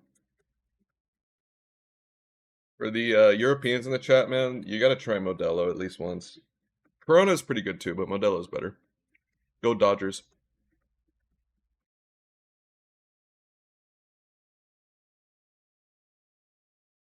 That's your tier list. It goes Latinas number one, then Russian women number two. I think Champ would fight you on that topic.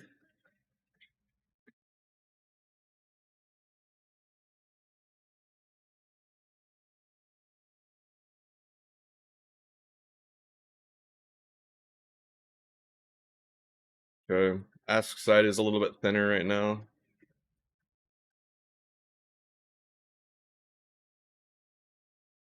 Never had more Coronas than I did during COVID. Hey, you got to be festive during those times, right? It's called the coronavirus. Might as well get festive with it. It's not good to joke about that kind of stuff, but I mean, come on. It was 5 years ago. You go through any stonks? Somebody asked, I believe it was Leo asked for Snapchat. Snapchat looks pretty good here. It doesn't look too bad. Other than that, I looked at Amazon and Tesla. Tesla, it's a Mag 7, so it'll probably just pump. But if it doesn't pump, areas to look for on a pullback for Tesla is first you want to see the lows that created it get flushed, and then you want to see if there's any supply and demand. So underneath 420, you could see if you see a rebound underneath 420, like a strong one, then it's really bullish. If you see a rebound at like 375, that's also pretty good. Both these scenarios are good. This one you want to wait for the flush to happen before you look for the retest. This one you can get a little bit fancy with it and just grab the wick of it if it gives it. Other than that, you don't want to go lower than 370 on Tesla though. You go lower than that on Tesla, then it looks a bit spooky. Because you still have fragile market structure down here that you don't really want to get near. Again, you got a little bit down here too. That's a bit weak. So, and then Amazon.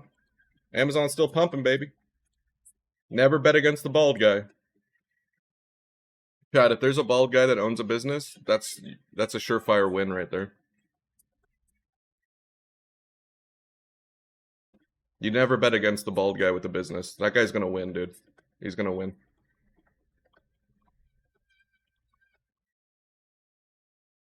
It's a level up. I don't know why it's a level up, but it is.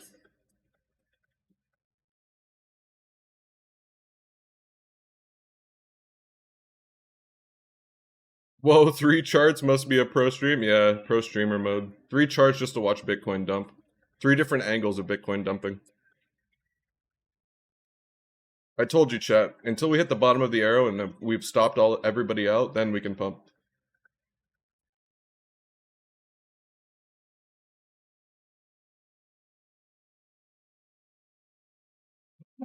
That's true, Lalo. Actually, I think you've uncovered the secret.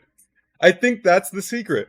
When a bald guy has enough money to fix his hair, but he doesn't fix his hair, that is a fucking power move. That's a fucking power move. I think that's what it is. He's so confident in himself to not fix his hair. That's how you know he's gonna win. T-pose on him.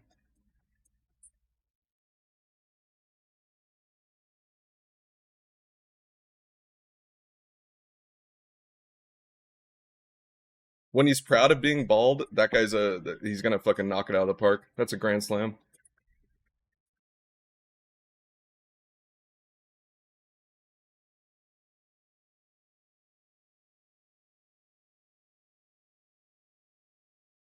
I'll keep that in mind when I go bald. It's coming, chat. It might not happen to you yet. You get old enough. Hey, if it makes you feel better, tell yourself that. All right, there's the first retest of the line. Any life? Any life here, Bitcoin?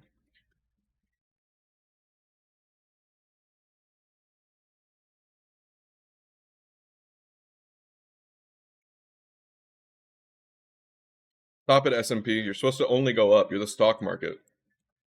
All you do is go up and to the right. Oh, the Coinbase whale's back. I think there's a Coinbase mega whale in here that starts spamming the buy bids. Show yourself, Coinbase whale. Hit it with even more buys. There you go. Look, he's doing it. He's in here right now. Keep hitting the green button, Coinbase whale. He might be out of ammo.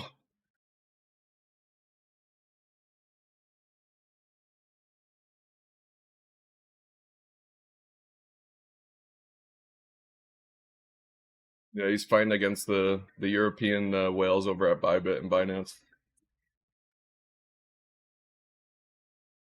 Now, see what you should do is have your stop loss here. That way, when the arrow completes, you get stopped out, and then we pump it.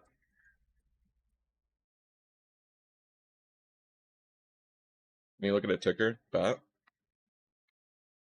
Tom, do we have any bull div forming on the 5 or the 15 here? Wait, what is this one? Bat? Stonk?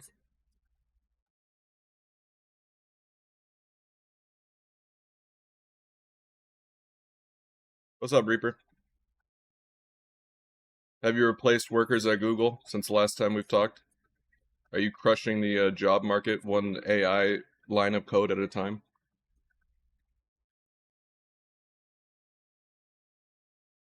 Volume's pretty good on the dump. This thing's been the slow cook for so long, though, dude. Why'd you quit Google? You working somewhere else now?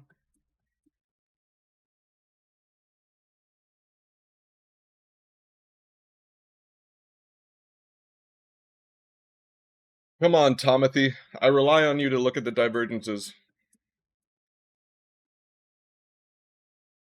You've entered your expat fucking era, Reaper? You quit your tech job to go to Thailand? That's too stereotypical, man. Yeah, this thing's been the slow cook for too long. It could happen, but you could be sitting on this for a while, dude. The volume's good on it, it's just, it could take a while before it pops.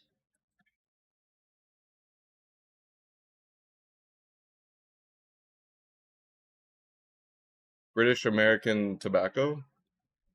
Well, you know tobacco's, the demand for that's a slow crawl down.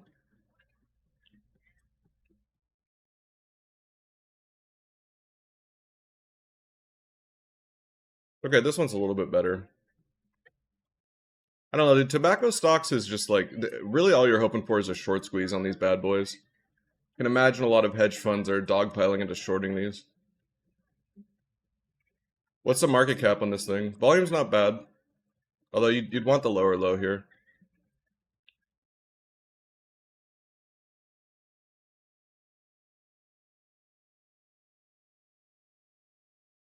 Yeah.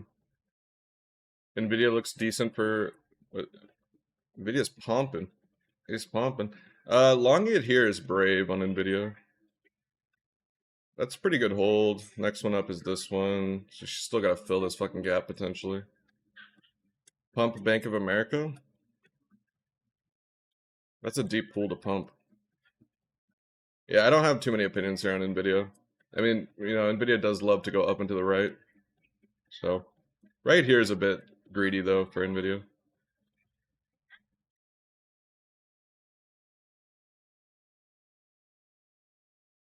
Tobacco and spirits company recession proof. Yeah, there's gonna be a new the new generation is gonna go back to tobacco and we're gonna full loop. Hopefully that doesn't fucking happen. That's something I really shouldn't joke about. That's something, yeah. I take that back.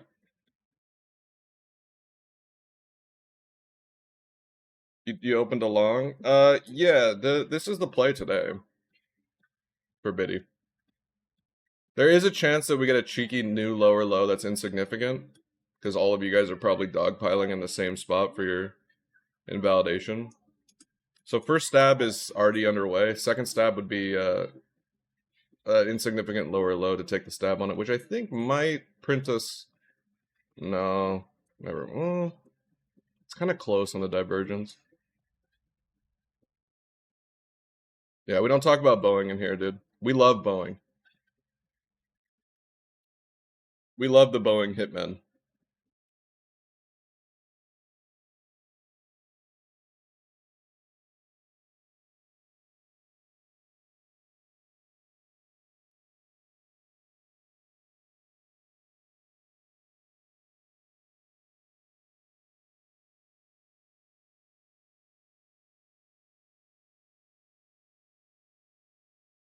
There we go. There's our Coinbase whale. Our Coinbase whale has returned.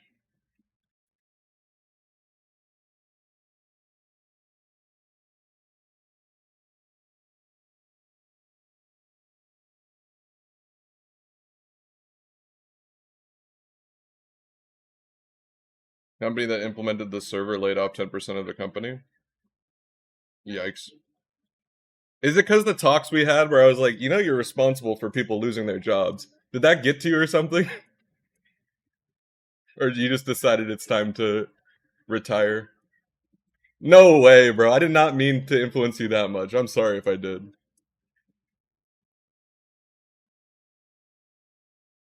And Thailand? Okay, it was probably more Thailand, huh?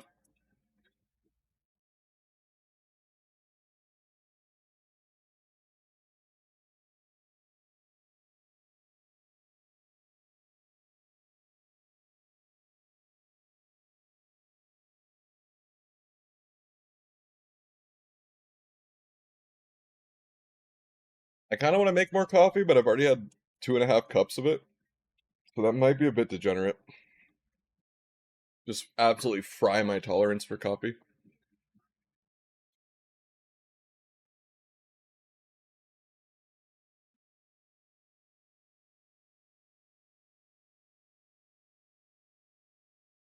What's the plan for ETH? ETH's gonna follow Bitcoin right now.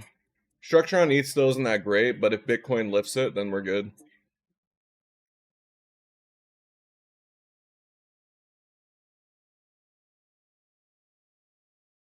If both of them want to take a nosedive, though, the plan is still the same: 2,900 for ETH for add-ons for the passive boys, and then 89K for add-ons on Biddy. If Bitcoin fails 89, if ETH fails 29, bear market. Rip your short. You gotta let it come up a bit more, man. It's too late to short the coins. Everybody's shorting right now, and they're all getting fucked at the same time. You gotta let it come up first. Wait for everybody to get fucked on their shorts, and then look for a short.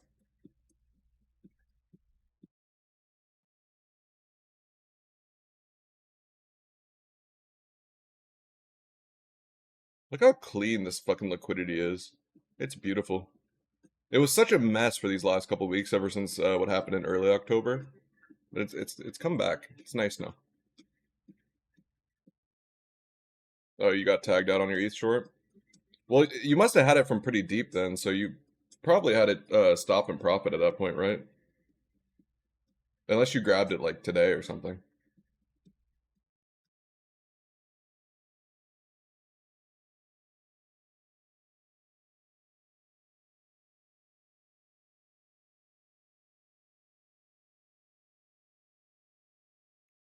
This dumbass American and his fucking arrow, dude. This American that's streaming keeps ruining my short sells because he puts an arrow that goes up. I keep getting stopped out of my shorts because this fucker won't stop drawing up arrows.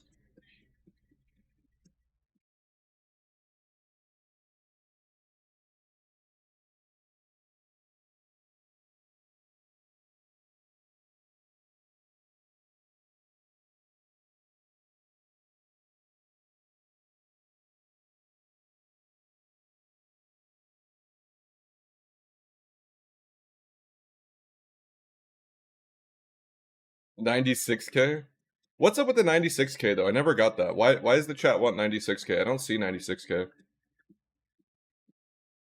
America, we got the bald eagle in there, boys. The Americans have arrived. Reinforcements are here.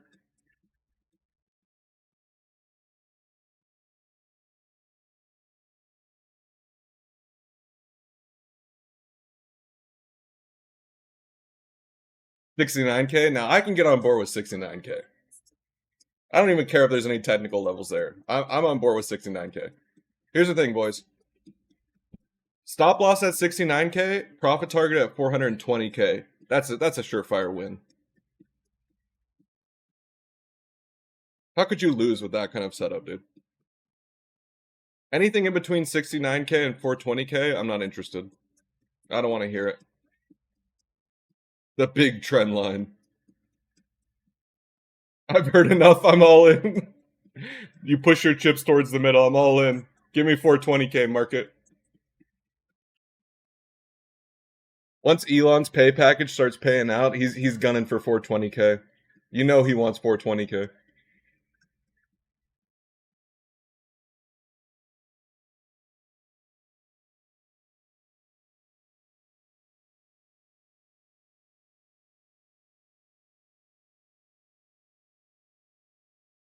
What's a trend line? Oh, this bad boy that we got running right here. Look at this trend line. Look at it follow it beautifully. Hold the random trend line, boys. It is funny that SKS you changed your name to Latvian Sniper. You've earned that name though. You've called so many penny stock pumps, you've definitely earned the name Latvian Sniper. Although I kind of like Latvian Gem Hunter a little bit more. But that both of them work. Yeah, this is the freedom trend line, boys. It's the America freedom trend line.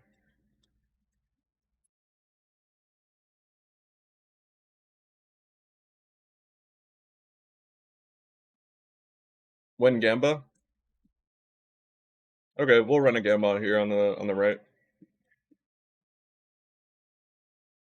The thing is though, if Skinner bets on the bear Gamba, then price gonna dump. So you need to tell Skinner to bet on the bull Gamba.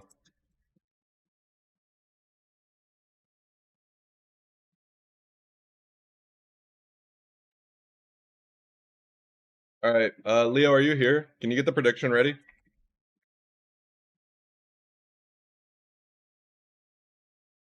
All right, if you're new here, a little gamba on the side with channel points. I'll just do it. I can do it pretty quick. All right, it's only going to be up for like 1 or 2 minutes. If the bull target gets hit or bear target gets hit before the bets are settled, then I'm going to refund the bets. So it should be at the top of your chat window. It's only going to be there for like a minute or two. But keep in mind, if the prediction's still open and we go through one of the lines, I'm refunding the points. That way people can't cheat. No cheating allowed. Unless you're moving the Bitcoin market, then I can't stop you.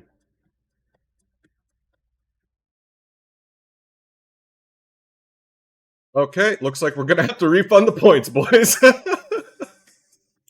Alright, I'm canceling the bet. We're refunding it. How do I cancel this shit? Uh-oh. I should be able to do it. Look, people are betting on the bull right now, you motherfuckers. People are don't jump in on the bull bet, alright? I'm not paying it out. Don't worry, Bears. It tagged before the prediction got closed. I see you fuckers doing it right now. I just saw somebody do it.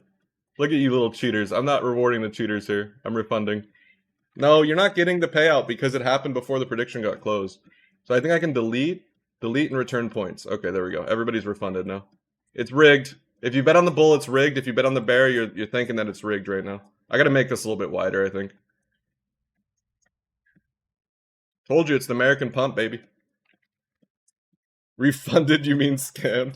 Dude, people were jumping in on the bull bet at the last second there. Were you guys watching it? People were trying to get me to fucking rig it. If anything, I did the opposite of rig it, okay? There, it's up again, I think, now. Yeah, it's up now. Alright, you got 1 minute to enter this time. Only 1 minute.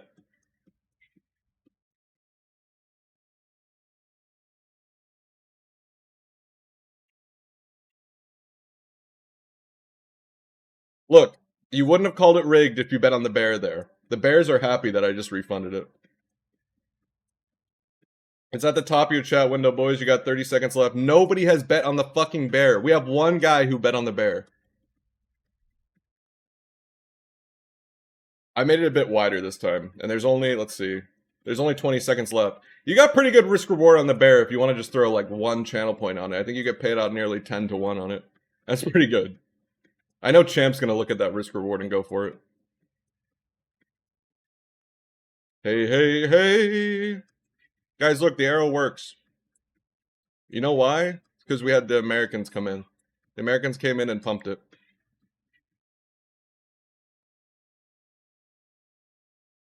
Okay, so next trade up. So the long has worked out. You can decide if you want to take profits, where you want to take profits. It's up to you. All right, I gave you a winning trade. The next potential winning trade is going to be a short up here.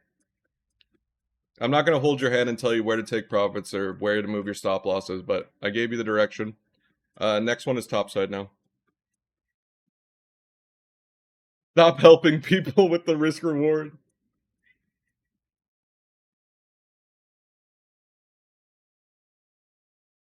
Unless you're the Coinbase whale in here. Coinbase whale's not allowed to sell. There's only the green button for him.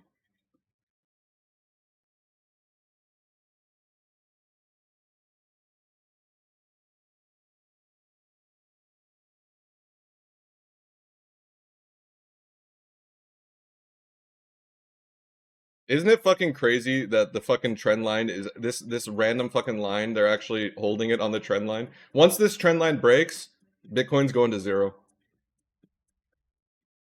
Calling it right now, Bitcoin's going to zero if that trend line breaks.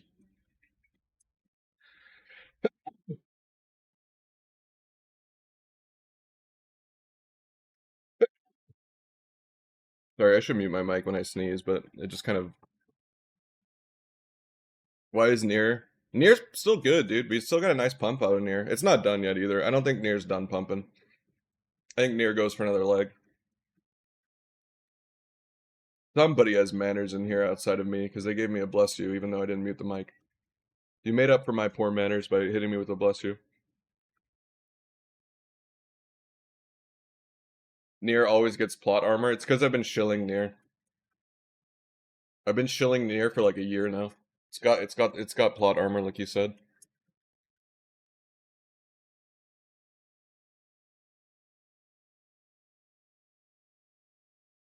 Once Near hits the top, then Rune's gonna start pumping. It's gonna be the perfect play. I was promised a Great Depression. Yes, sir. Why is the number going up? I thought we were gonna die. Sir, you said that there was gonna be a Great Depression. Why is the number going up?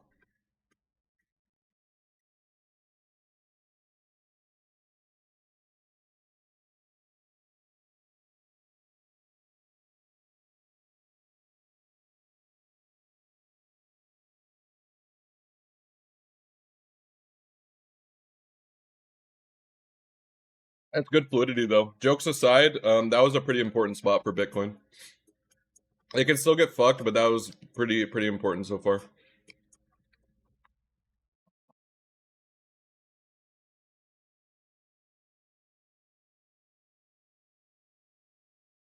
The Coinbase Mega Well is calling their assistant right now. They're calling their assistant and they're like, I need you to load more USD on my Coinbase account.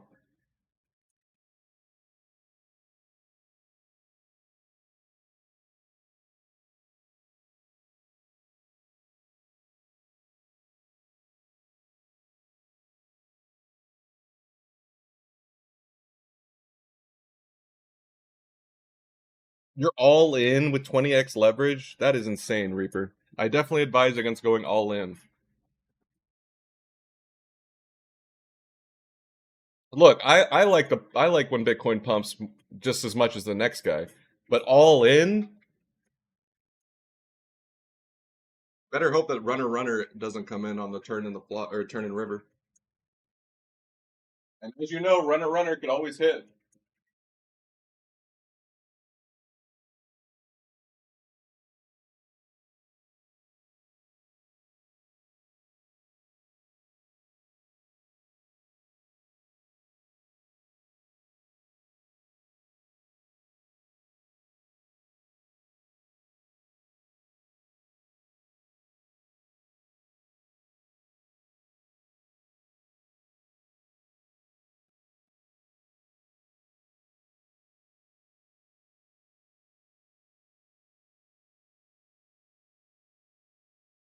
I think the arrow might be wall hacking. I think we got to report this guy to the admins. Little does he know that my uncle works at Microsoft and I can get him banned.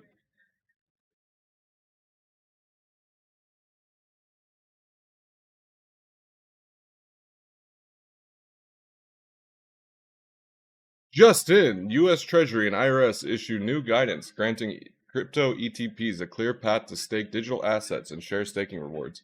Oh, that's why we're pumping.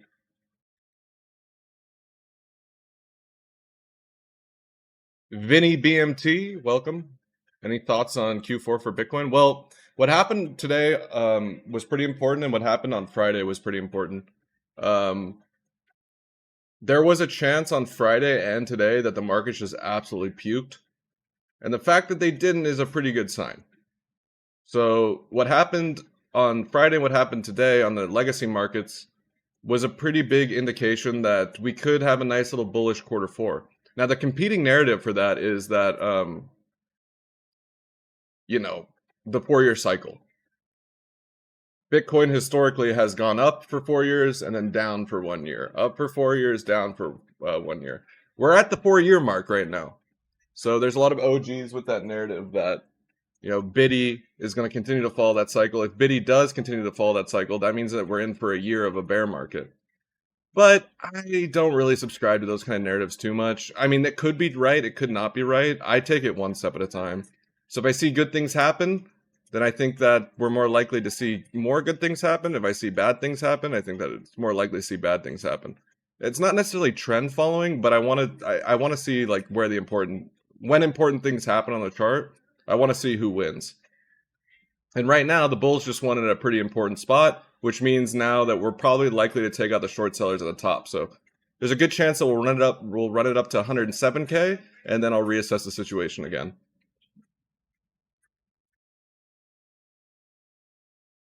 Run it up to 107K, squeeze out all the short sellers, and then if it dumps because we don't have enough demand to actually follow the move that would be caused by the derivative markets having a flood of buys, shorts get squeezed out, right? And so a flood of greens come in on the derivative market. Then we need the spot market to actually back that move up. If the spot market doesn't back that move up, then we'll see it happen live on the price action. We'll see something like this happen. And then looking for like the lower high would be the play on the short, unless you're brave and you just want to fucking fire away. But it's a little bit risky to do it that way.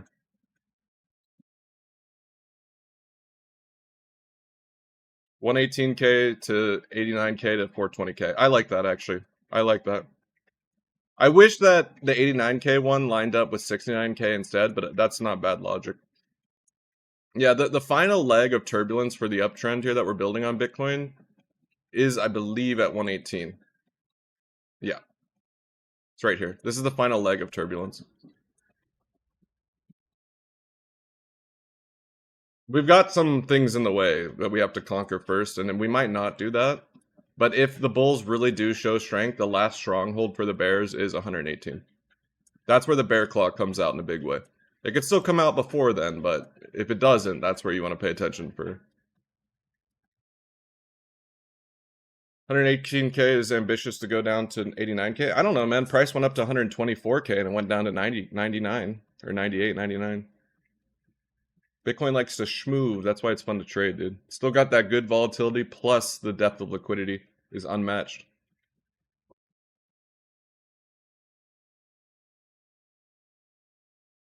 It's looking good with the rate cuts. Yeah, that's... The boys don't want to hear me go through that spiel again, but yeah. The rate cuts coming in while things are good is a little bit exuberant. It's very greedy, but it should give us different dynamics. No, I have spot positions too, Reaper. I started streaming like more consistently in 2023. And I've been bullish ever since then. Near the bottom of Bitcoin. Bro perfectly drew the price. Yeah, no, this is the reason why the price follows my random arrow so well is because I have an army of British market makers that are doing the wall hacks behind the scene for me right now.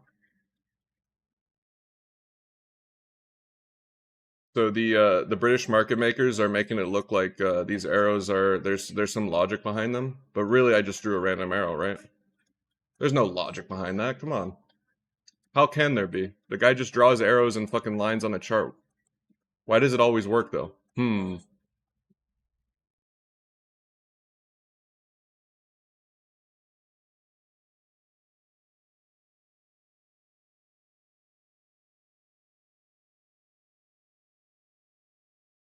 We're restoring relationships between the United States and the United Kingdom, one Bitcoin chart at a time.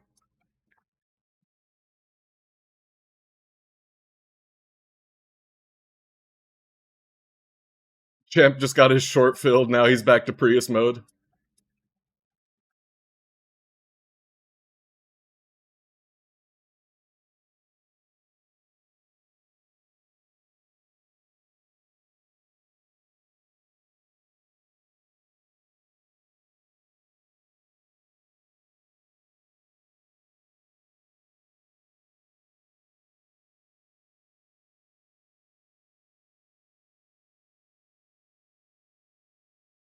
Okay, we took out the lows. Let's see.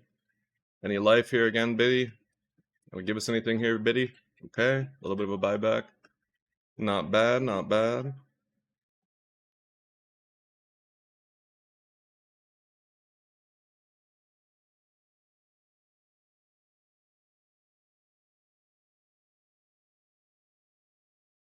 Can I look at Solana? Solana looks like dog water right now, dude. Solana's the price of Solana is in the hands of Bitcoin, which is in the hands of the stock market. But I'll look at it if you want. The plan hasn't really changed for it. Structure got damaged pretty badly on Solana. It still is pretty bad. There's some cheeky areas you can look for here, like if you want to get really fancy with it. But most of the price movements on Solana right now are going to be reflected in the Bitcoin market sentiment. So if you really want Solana to go up, you need Bitcoin to go up. If you really want Bitcoin to go up, you kind of need the stock market to go up. So in some weird way, if you want Solana to go up, you kind of want the volatility index to go down and you want the stock market to go up. But if that doesn't happen, then 112, because we never had the proper test of 112. You can marry it together with 110 too, but It's not like I don't want Solana to go up, right? It's just like the structure got damaged pretty badly. A road to recovery before 112, of course, having Bitcoin pump would be ideal. But you want to try and get a daily close above 169. You get a daily close above 169, and then you wait for this trend to push against it. Look for the refill at 169, and then you pump it. Something like that. This is a more optimistic scenario, right? If Bitcoin's doing good, then this is an optimistic scenario for Solana. If Bitcoin's not doing good, then 112 is a must hold or Solana enters bear market. So just look at this chart, right, on Solana. Where do you think people had long invalidations? Where do you think people had liquidations? Where they had stop losses? Where do you think people were like, dude, don't worry, Solana's going to hold 169. It's not going to go under 169. It's the support. It's bounced off it so many times. And then fear hits the market when we go under it. But the question you got to ask yourself is, why didn't we go lower? Based off how much movement we've had in the past on Solana, this is not that deep of a move. So that's a good sign. Ideally, you would have liked to see a spike on volume. You can see the volume still descending, so that's not good. And then you had some structural breaks here on Solana as well. But if you can regain, if you can start closing above 169 on the 4-hour and the daily, that looks really good. And then see a rejection on the bear side to get the refill here, and then send it.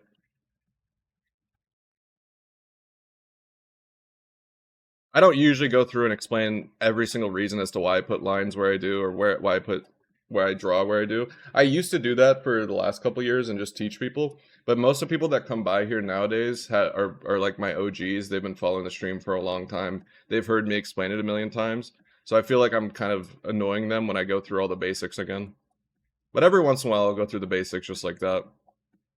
At least the way I look at charts. Everybody has different ways to look at charts. This is not how inner circle trading looks at charts. This is not how most other people look at charts, but it's the way I do. I just want to look for areas where a lot of people are going to press the same button at the same time, and then I want to see how much does the price move based off of that. So if you know everybody's going to hit the sell button underneath 169, then you have to ask yourself, why didn't this go lower? Everything is just relative, right? So based off how much movement we had in the past. Again, it's still at the mercy of Biddy, but,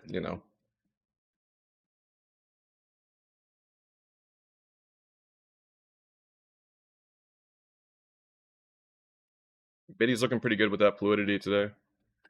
Had to hop on a stream to save Bitcoin structure. You know how it is.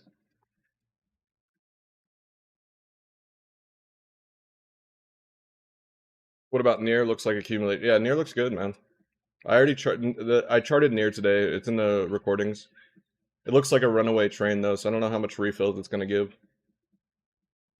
Honestly, Near checks almost every single box. It's actually insane. Great volume off the dump, great volume on the pump, great holding it where it needed to hold, great fluidity. Now it's building stacked liquidity on the top side. The fundings are showing that people want to short it. It looks like a good pick.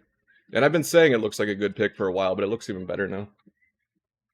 Like right now it's down today, right? But obviously it ran up when everything else was kind of just floating, so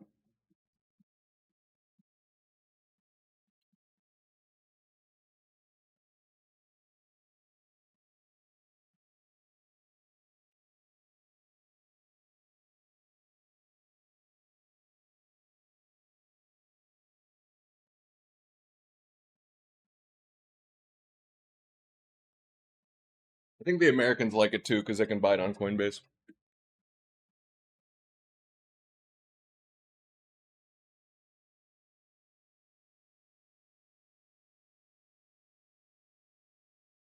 Wanting to short it? Yeah, if you want to hedge against your holdings, you could do that. But naked shorts on it's a bit, unless you have like, there's better things to use as a hedge vehicle if you're looking to hedge against like Ethereum holdings or Bitcoin holdings than Near right now. But if you already have Near spot or you already have a long running and you want to look to hedge it, then of course that's not a bad thing. Protecting downside. You meant people wanted to short. No, that's why my methods work so well, Reaper. Is because look at this Bitcoin chart, right? The novice looks at this chart, and by the way, this is how I used to look at it too. The novice looks at this chart on Bitcoin and they're like, oh, this is a massive resistance level because every time we come up here, we bounce off of it. That's where I'm going to look to short it. That's where I'm going to have my invalidation because it's not going to go above that, right? Look how many times it bounced off of it. That's a strong resistance level. I look at that the exact opposite way. I used to look at it like that. I look at that as a bunch of people trapped in the same spot.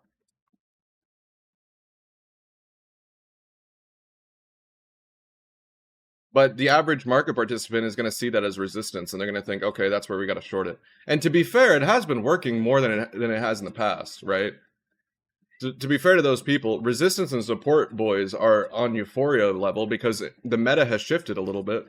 The last couple years, fucking resistance has been being resistance and support's been support. Yep. Yep, exactly, Reaper. But it doesn't mean that it can't go down a bit before it does that, right? Because the market has ebbs and flows. Things don't just go straight up. So if you wanted to leverage in on near, you could get knocked out before it actually pumps. But that's true in any market, right? Just because you know that it's likely to go up doesn't mean it can't go down first, knock you out of your position, and then go up. How many times does that happen to you guys?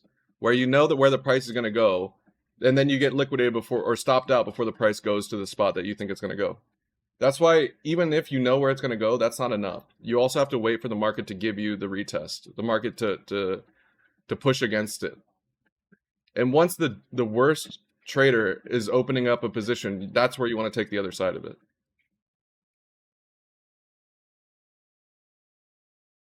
That's usually on the retest, right? Like on Bitcoin, for example, what happened here? We went up, right?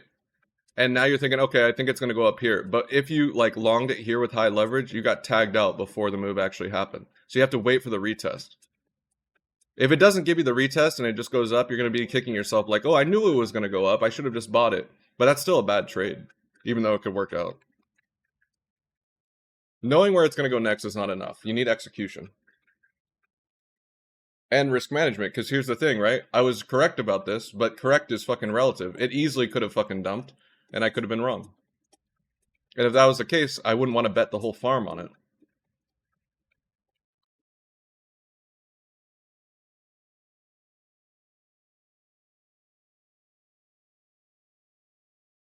That's like a really critical part of trading that people don't understand.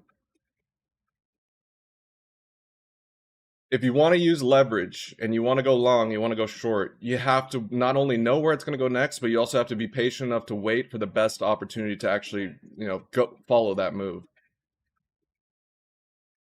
Sometimes it's going to run off without you and it's going to suck because you're like, well, I knew it was going there. But trust me, that doesn't matter. You didn't lose any money.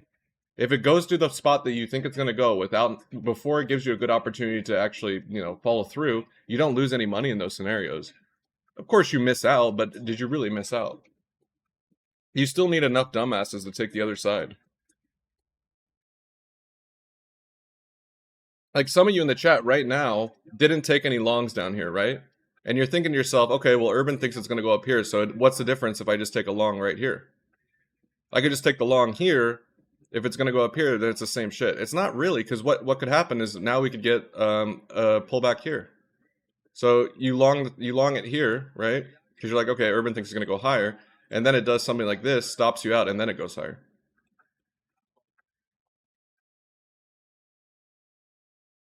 Do you only look at the charts, or do you also follow news events? I'll look at news events, dude, but it doesn't have any significant influence on where I'm entering or exiting or where I think the price is going to go, unless it's like really big news.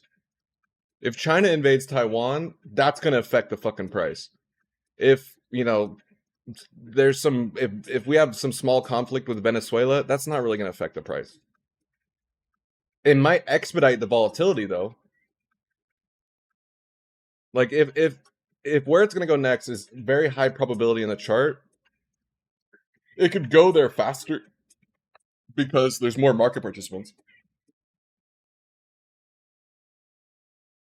So like news can bring volatility, but it usually isn't, unless it's huge news, it usually won't change the direction of the ebb and flow. The market is an ebb and flow, guys. It goes up, it goes down. It goes up, it goes down. It doesn't just go straight up, it doesn't just go straight down, unless you're trading meme coins.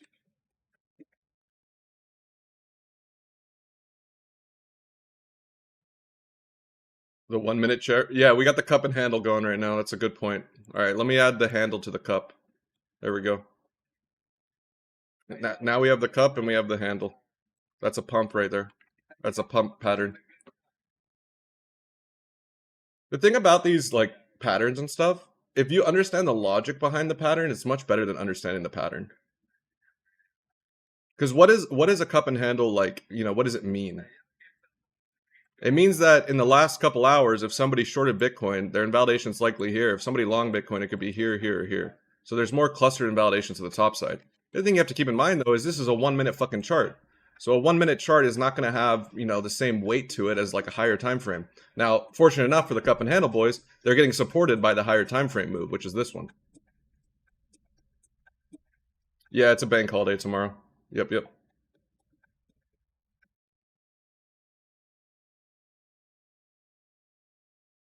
Sad that I found your channel so late. Don't worry about that, man. There's always another opportunity. You can always start again.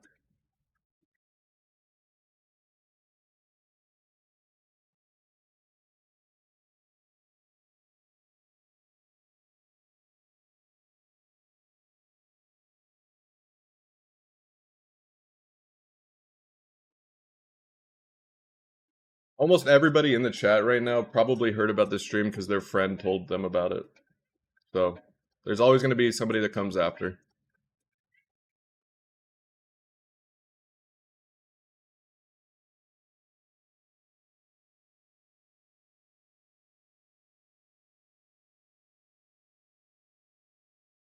My taxi driver told me it was probably when I was bullish on XRP. Here's where I got the Uber drivers to start watching. Who was here when I called XRP down here? This is going to be a little bit of a brag, but it's also a meme. I called the XRP pump here. And ever since then, I've got Uber drivers watching me now. I've never been to Ubu Java.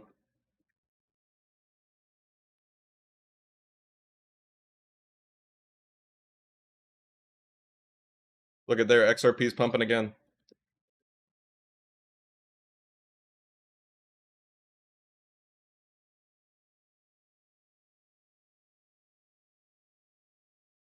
Hey, for the XRP market makers in the chat, man, you got to do your part and pump the price. Taxi drivers are a cornerstone of our economy, man. You got to pump the price to help them out. All right, bull target got hit. First, bulls win that one. Paying out the bulls.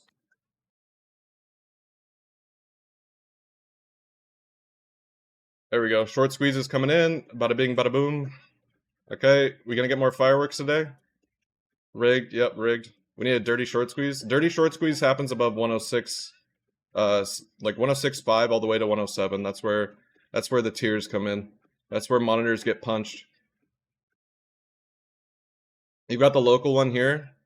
This is where the fun starts, and then we get even more holes in dry walls a little bit higher to 107, a little bit higher.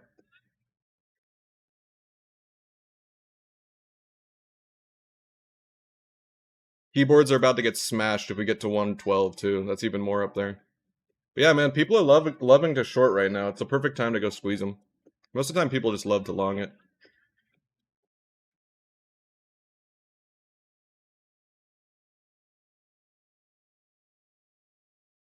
I don't know.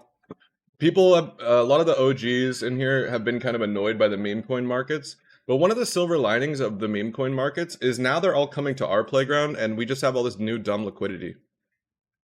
So all the winners of the meme coin markets are trying to come to our playground, and they're just getting they're getting destroyed. They're getting rinsed on Hyperliquid. Let's see, who's the biggest short whale on Hyperliquid today? How do I look at that again? I think it's here. Okay, we got a ETH Hyperliquid whale. So there's a guy on Hyperliquid with $201 million ETH short running right now. His liquidation's far away. Never mind, that's not fun. It's at 5K. Okay, we got a Bitcoin Hyperliquid short whale at 130 million. Liquidation price at 111. So we don't have. There's not too much big Moby Dick whale hunting that's going to be going on just yet.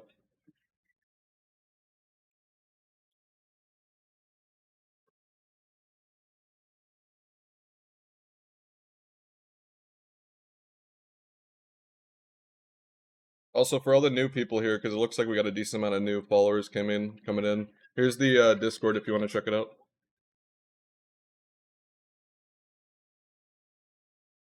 There's other profitable traders in there too. But if you have quote unquote thin skin, you might get a little butt hurt because if your chart looks bad, people in that Discord will tell you your chart looks bad, and they're not going to be nice about it.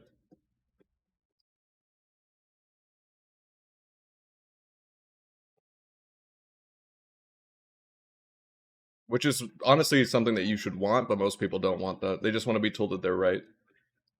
If you only want to be told that you're right and you're not willing to stress test your ideas, you have no shot at becoming a trader. You have zero chance. You need people to tell you that you're wrong. And they might not, you might be right and they might be wrong, but at least having somebody tell you that you're wrong, you can at least see where your weaknesses are.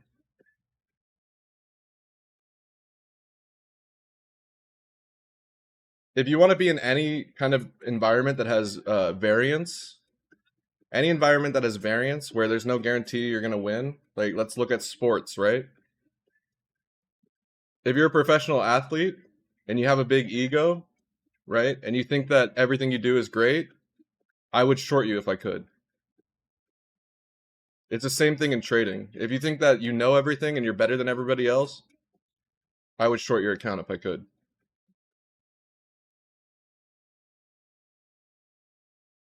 This is why I like Dalio so much, because Dalio, even in his later years, still is trying to learn. The man is 70 something years old, and he still tries to learn new things. Got a long Bridgewater voice.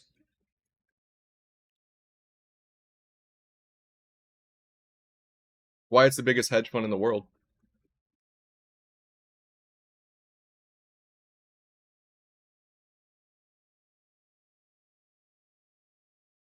Sorry, had to look up the word losing in the dictionary. Yeah, we don't lose here. We only win.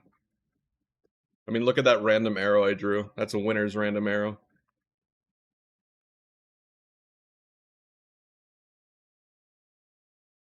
Nobody is a perfect trader. It doesn't exist. You can always get better. And if you ever think that you can't get better, like I said, you've hit your peak.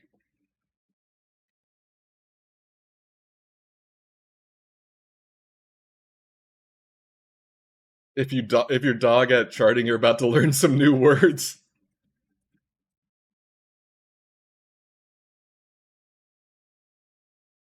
Or poker is another example. If you're a poker player and you've done really well, but you think that you can't learn anything, you're just the best. You're gonna get fucked. What do you mean by hit your peak? Humans, once they develop a big enough ego and they think that they're just the best at whatever they're doing, or they just think that they're God and they just have a huge ego, that's usually when they peaked out. And everything after that is going to be downhill until they find a bottom and hopefully they can correct their behavior. But if they can't find that bottom and start to correct their behavior, then they're going to keep going down.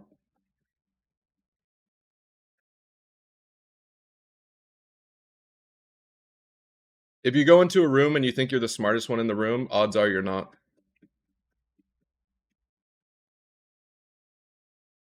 Yeah, I'm still in talks with them, Reaper. I don't like to shill exchanges and stuff, because then people are like, oh, why would you shill an exchange if you're a profitable trader? But there's definitely, I mean, you guys saw it in the general chat. They message me all the time. They're even getting a little bit crazy by going to the general chat now.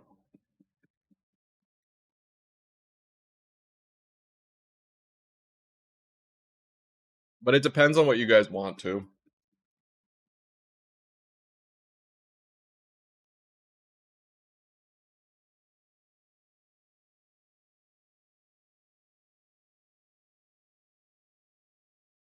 You got to spread it out, Ludwig.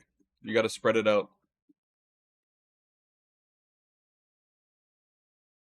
I'll give you my passwords too if you want, Ludwig. You want the passwords as well?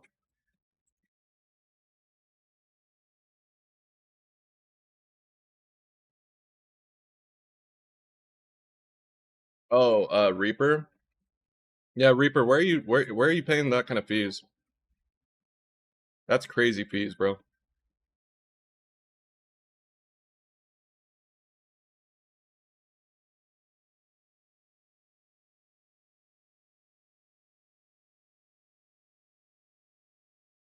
10% fees. That's fucking highway robbery.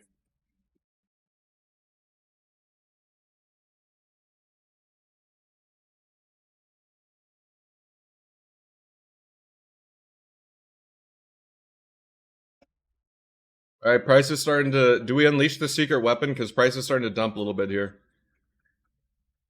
Do you guys know what the secret weapon is?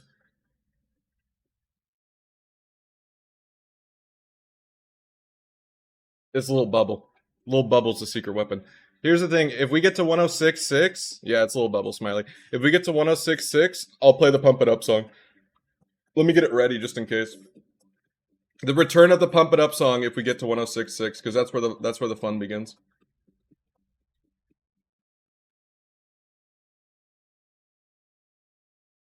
All right, it's on deck now. It's on deck. It's next up to bat.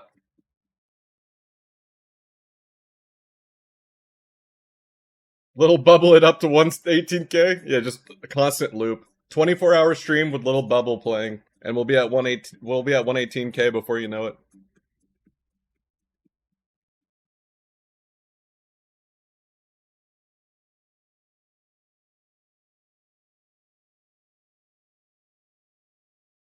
Satoshi better send me some Bitcoin if he wants me to work for Bitcoin and just stream 24/7.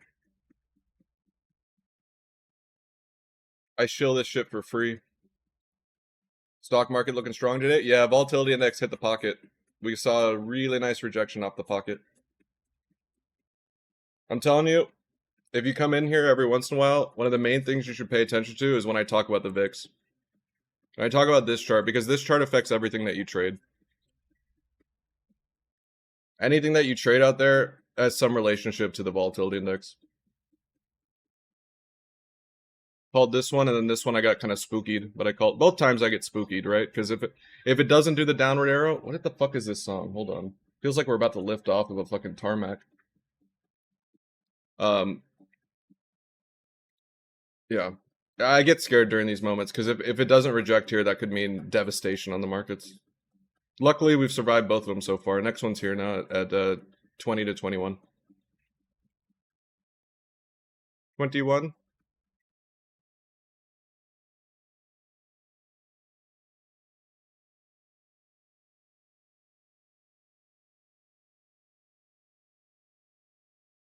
Yeah, tomorrow is a bank holiday in the United States, but you know, Bitcoin's still open. Bitcoin's still open for business.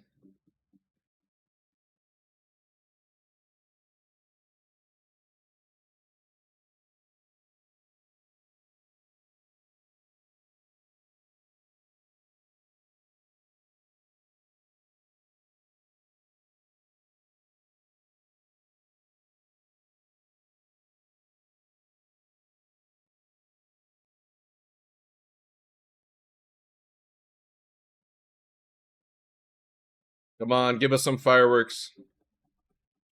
Market makers in the chat, give us some fireworks for the 4th of July.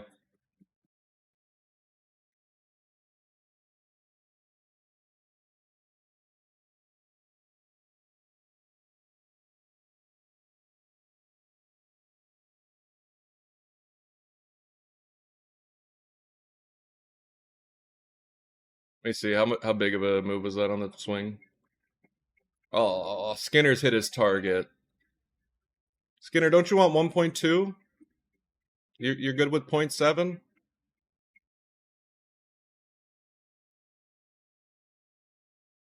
Yeah, the AIs are done with the phase 1. Gemini clawed itself back to number 3. Remember, I told you guys when Gemini was down in the dumps at number 6, said don't sleep on it. Gemini's trying to. I bet you next time around, Gemini does even better. And then Grok did pretty good. Grok was our number 1 US AI for the most of the fight, but the Chinese still won in the end. I hope that's not symbolic of the future.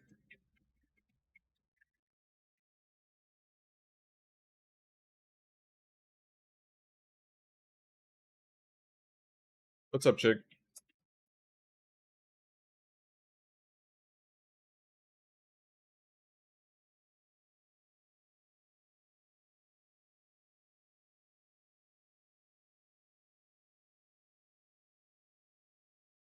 Prepare for liftoff. Now, if you guys want to see a lot of action, you'll get to see it above this line here. Above this line here, pay attention to the orders here on the right. You're going to see a flood zone.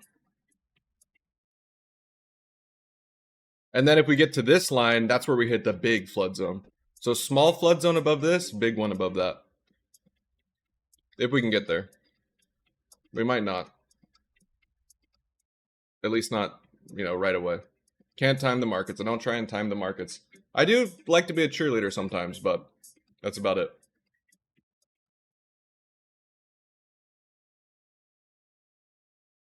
Where did our Coinbase whale go? Yo, Coinbase whale that was in here, did you call your assistant to load you some more USD onto your wallet?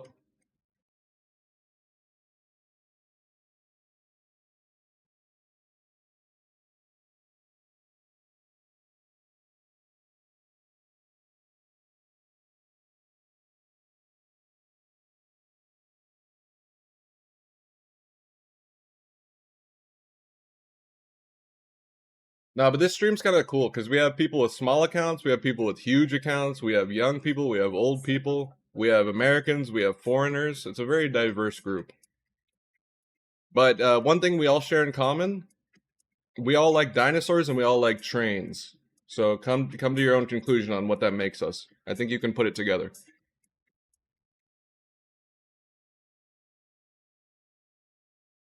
Oh yeah, and the pyramids of Giza too.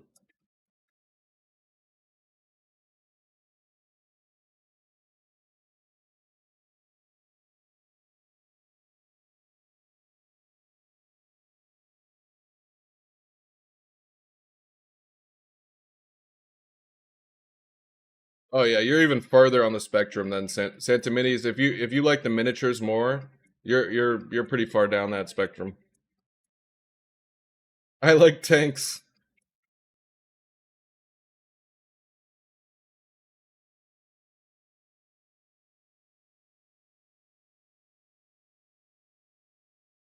That's exactly what I was thinking of when he said that. Simply that fucking meme. How do you know there's huge accounts here? Well, it's obvious, dude. I drew a fucking random arrow and the price followed the arrow. What do you think?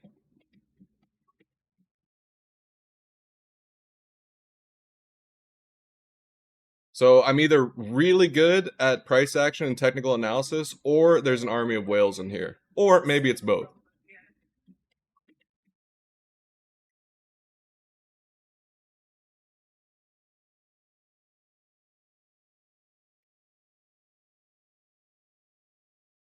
People that don't believe in technical analysis and don't believe in price action, they probably just think that there's an army of whales in here. So I kind of play into that joke.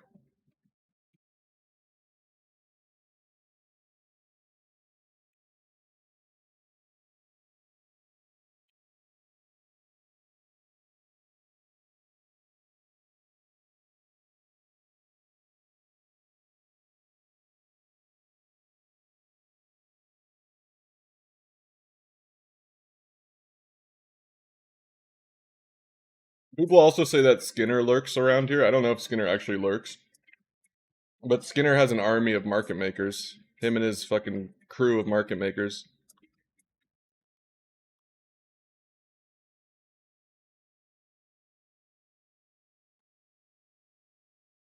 And they're not just delta neutral market makers, they're also directional, which is a much harder to do than just be delta neutral. Delta neutral is like you just let the bot fire off and take advantage of the spread. Like Citadel.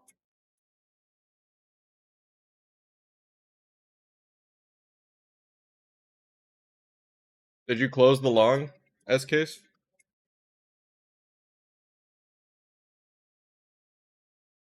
And we also have the Latvian sniper in here too, with the 51 caliber.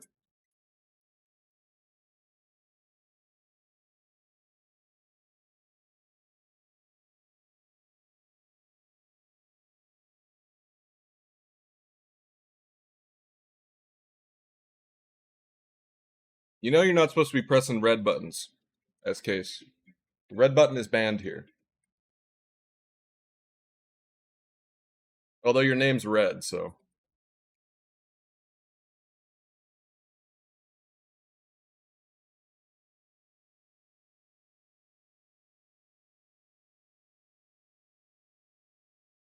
I guess they got what they wanted off that pump. Because from the swing, we hit the 0.7.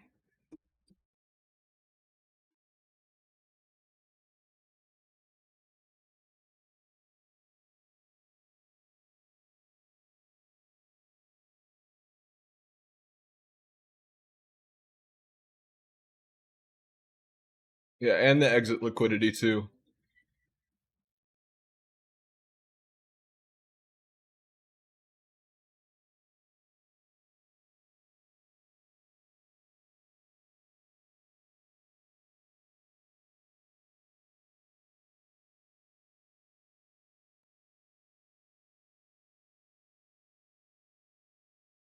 Did we ever get the bottom wick? We must have, right?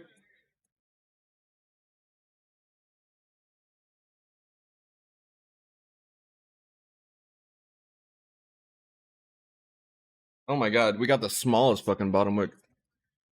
What do you think about Bitcoin dominance? You can't really derive anything from that chart. The better way to look at dominance is you want to look at the relationship between Bitcoin and Ethereum. So the ETH Bitcoin chart's pretty good, and then nothing beats having Bitcoin dollar and ETH dollar side by side, and then seeing which structure looks better. That's the best way to do it. So if you want to know where the Bitcoin dominance chart is going, the best way you can do that is you put Bitcoin against the dollar on one chart, and then on the next chart right next to it, you put ETH against the dollar. And then you do analysis on both of them. And then if ETH structure looks better, then Bitcoin dominance is going to go down. It's the same thing that I said about silver and gold, right? Silver structure looked better than gold. So smaller precious metal doing better.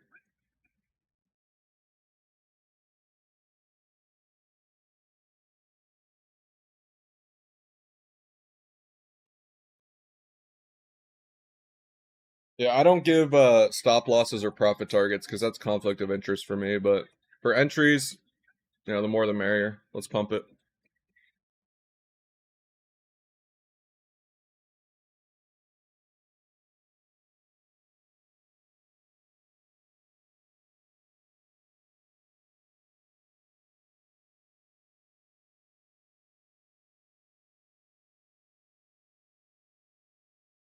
Four-hour no bottom wick. It's like a tiny one, champ.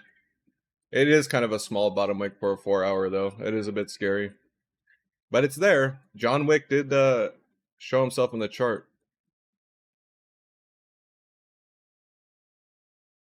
By the way, as far as short selling goes, I don't see anything good until we take out all the other short sellers up here. This was the long. This is potentially the hedge.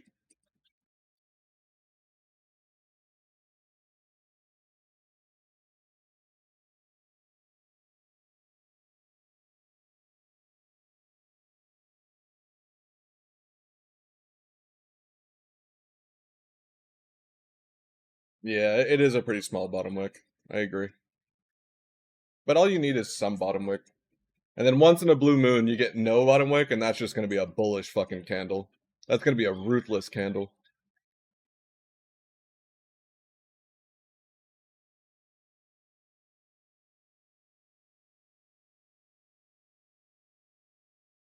Why do I want wicks on the 4 hours? Because there's always fucking wicks on the 4 hours.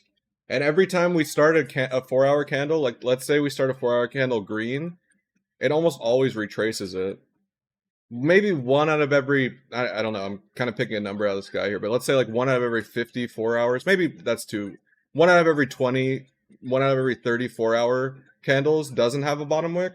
But if a 4-hour starts off green, I'm immediately skeptical that it's going to retrace it. Because that's what it normally does. As far as the why question, I'm not too sure why. I don't really need to know the why, I just need to know that it does it. Can you show some? Yeah, just pull up a 4-hour chart of Bitcoin and you can see it. Pull up a 4-hour chart on Bitcoin and look for bottom wicks on all the candles. Maybe you get, like I said, maybe 1 out of every 20 you don't get a bottom wick, and usually that's a big green candle if that happens. But if you zoom in enough on the 4-hour candle, you can see it even when it's small.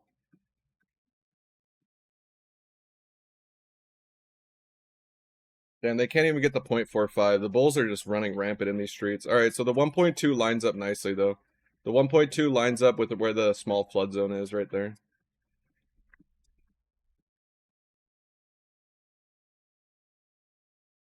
Ooh, and we're getting a nice little S&P pump too. S&P not going to be open for that much longer, but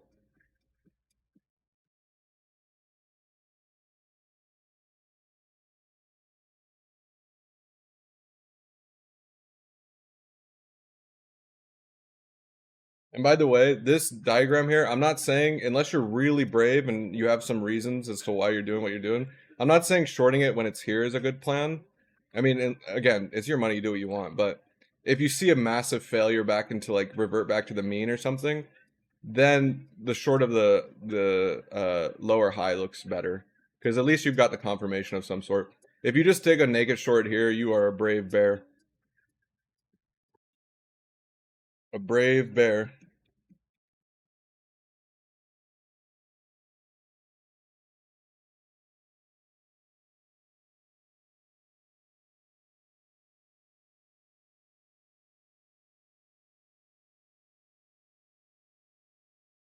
We got really no icebergs in the way either. Not that that would matter too much, but kind of smooth sailing. Naked, short, and pantsless. Well, that's already inferred with the naked part.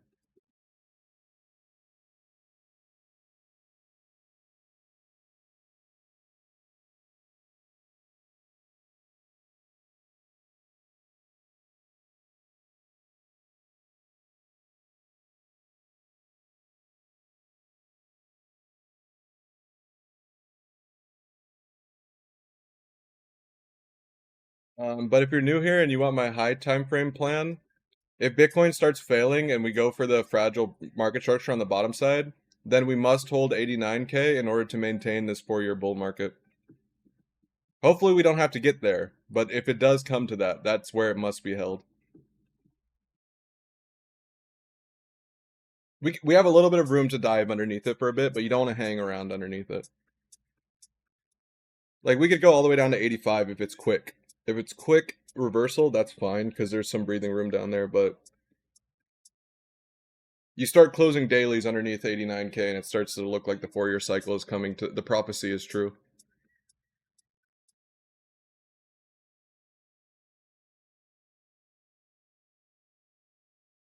All right, I'm gonna go pee. I'll be right back. I drank too much coffee. It's going straight through me. While I'm gone, you better not dump the market.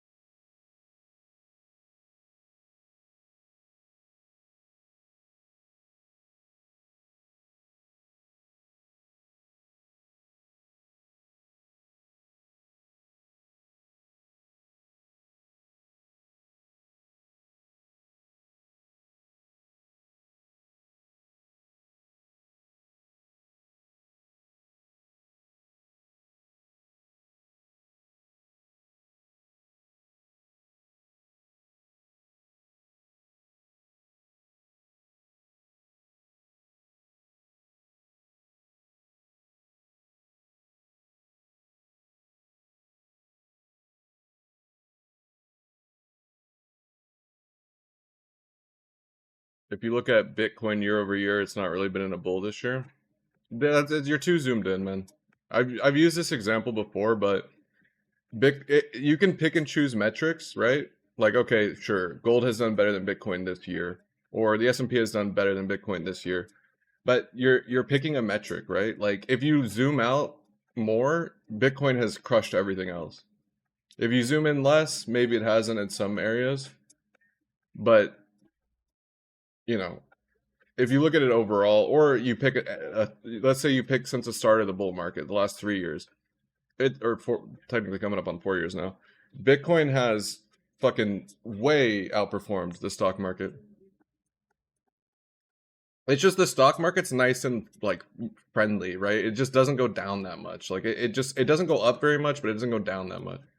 If you want the big pumps, you got to be ready for the big dumps. You got to ride the waves.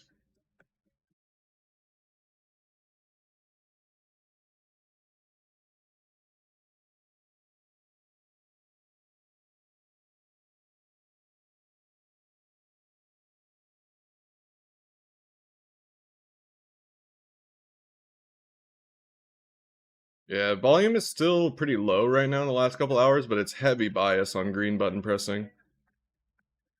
Heavy bias on the green button being pressed. Even with shallow volume, the bias here is strong. So when liquidity gets a little bit thinner and volume gets a little bit shallower, directional market makers can have a field day right now. So it's way easier for them to knock it around, especially when you're not in a high time frame level. Like where we're at right now, we're kind of in the random zone.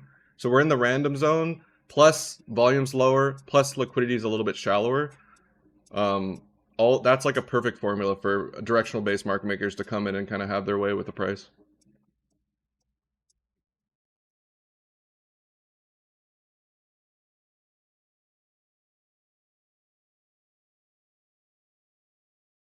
Like when we're here, it's harder to do it, to knock it down.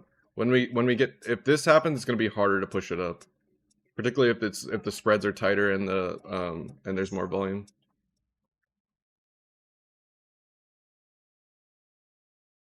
Seems pretty logically straightforward, right? When there's less market participants, it's easier to move the price.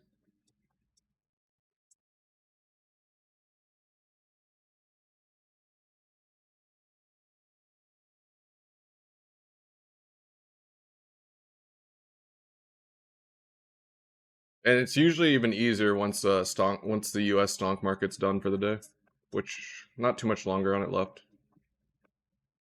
It's got some settling to do, but after 25 minutes, it's pretty much closed for the day. A little bit of settling near the end, but that's about it.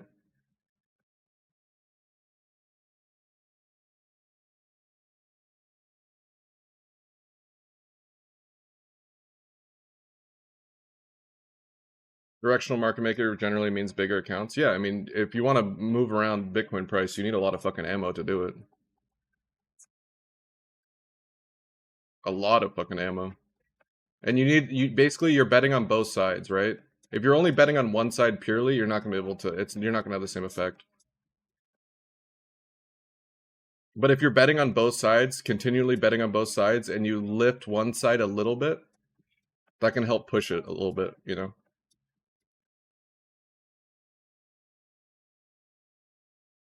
Because the float is almost entirely maintained by the market makers, anyways, and liquidity providers, same shit, right? Basically, where the price is currently on Bitcoin is heavily maintained by the people that are providing liquidity, because in Bitcoin and crypto, and you saw this on the altcoins when the altcoins fucking crashed in October, when people want to buy something, when a retail person wants to buy a crypto, what do? They hit the fucking market order button. Some of them might use limit orders, the more sophisticated ones, but the vast majority of people, when they want to buy an altcoin, when they want to buy Bitcoin, they're just going to press the green button.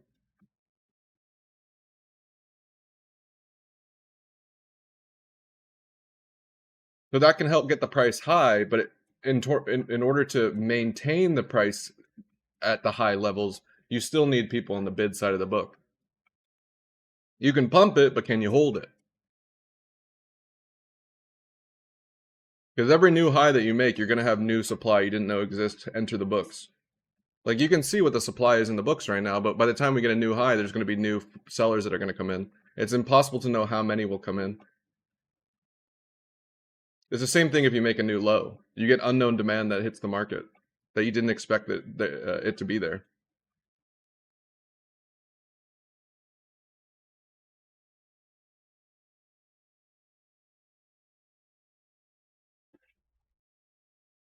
Yeah, marketing for coins once they hit a certain market cap and they have a certain amount of volume on them, marketing isn't going to have any short-term ramifications on the price. It could help the long-term supply and demand, but as far as like will it affect the 1 minute candle? Probably not.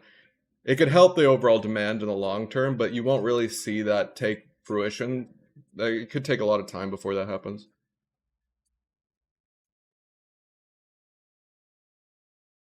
It's hard to fight the ebb and flow of the market. It's hard to fight the natural rhythm. So instead of trying to fight the rhythm, try and understand what the rhythm is. Like imagine everybody is like you're at like a concert or something, right? Or you're at some kind of big event and everybody's clapping on the same beat, right? Everybody's clapping at the same time on the same beat. If you want to try and fight that, it's going to be hard. Like if everybody's clapping on the downbeats, right? And then you're like, "Okay, I'm going to clap on the upbeats. Let's see if we can get everybody to clap on the upbeats." It's not going to work. Unless you have a fucking microphone connected to the PA system of you clapping on the upbeats, you're not going to swing the crowd. And some people do have a microphone hooked up to the PA system, and that's a market maker.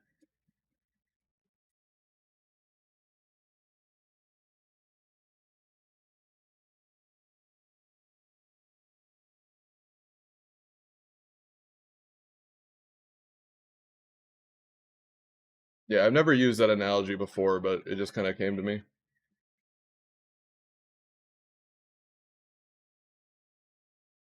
It's the same logic as to why like rate cuts are and news and stuff doesn't really affect the price that much, unless it's a huge fucking speaker and on like it doesn't really affect it that much because there's already an ebb and a flow. You try and go against the ebb and the flow, you need a real big force to do that. You need a war to start, or a fucking tsunami to hit, or something like that to really change the flow.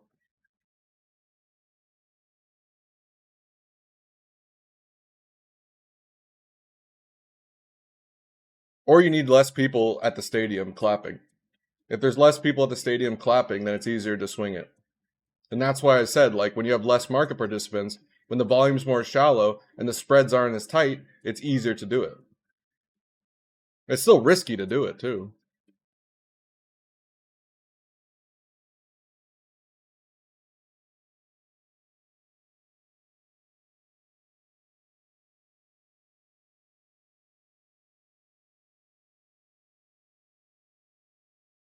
I need people in the chat to call me a dumbass. Somebody say that I'm wrong and why I'm wrong.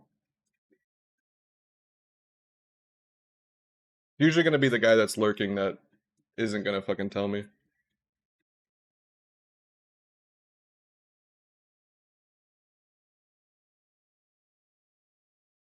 You're wrong because you are. I'll take it.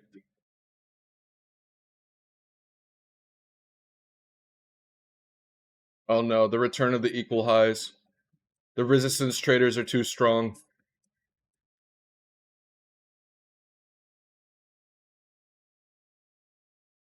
And then do you see the relationship between the S&P and Bitcoin?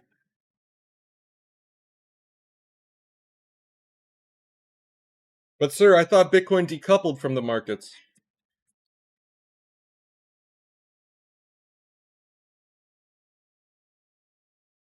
Oh yeah, what I was saying with the rate cuts and stuff. Once the ebb and the flow has already went to the downside, you can't really pull it out of the gutter with just rate cuts. The good news is we're doing rate cuts when we're not in the gutter.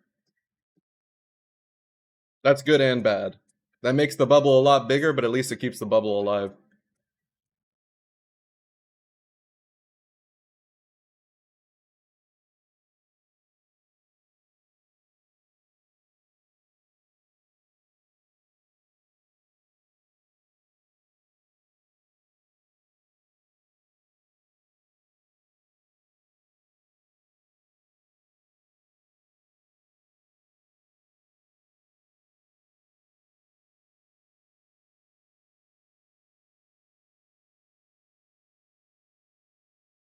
Can we get some Michael Saylor? We call them poor.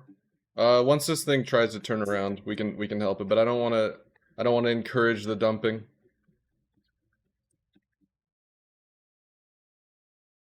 Once S&P closed though, it's back. We're back to running it up. There we go. There's a little something something.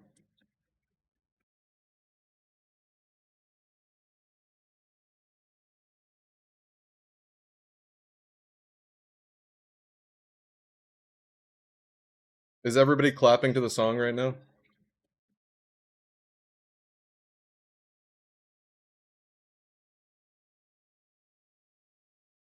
Do we have the clap better TTV, Leo? There we go. If you don't have better TTV, you can't see it in your Twitch chat, but you can see it on the screen over here on the bottom right. The little emotes.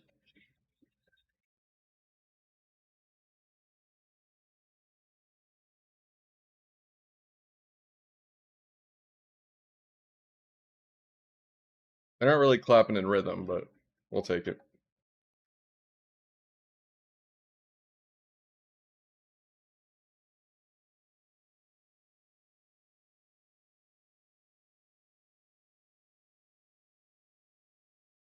This would be a nice area to hold it on fluidity.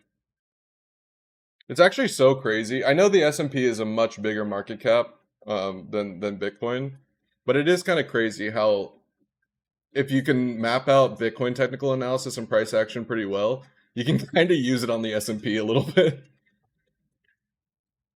It's not gonna work out exactly, but it's the same reason why like you can look at Bitcoin price action on like a Sunday while the markets are closed, and then it'll usually be like a leading indicator of how the markets are gonna open. Like Bitcoin pumps on Sunday, right? And then today market opens green. Hmm. Hmm. Wonder what that's all about.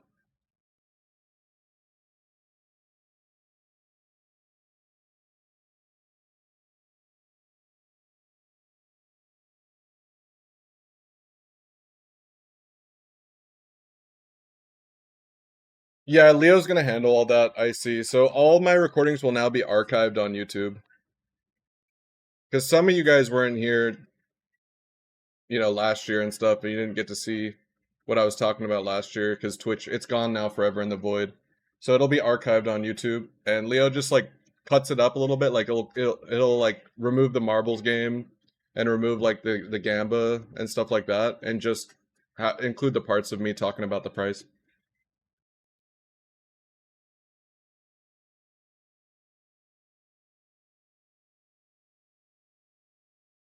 I know you're joking when you say that, but the Latvian sniper is gonna pull back on the gems that they're gonna give us if too many people are farming him. Here's the link to the YouTube. I'll pin it. It's almost at 100 subscribers. Woo! It's only like a week old.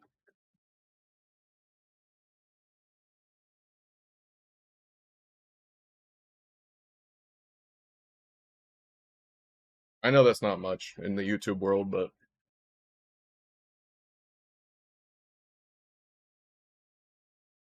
it would help him unless he has bids a lot lower. If 3 of you go subscribe to the YouTube, then it gets to 100.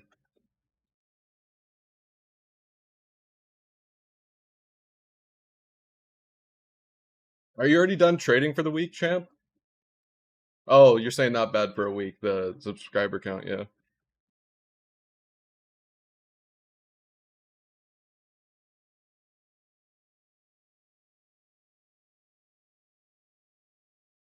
Thank you, boys. Did we get above 100? Beware of the Monday fake out. Well, it would have already happened, right? Bitcoin's pretty much green.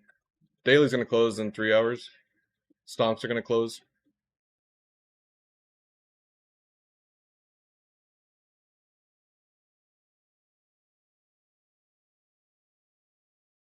You got another gem hunter? All right, the Latvian gem hunter has given us a little something here. What is this one? Tell us what you got on this one, S-Case. What are we looking at here? What are we looking at? We're looking at a barcode.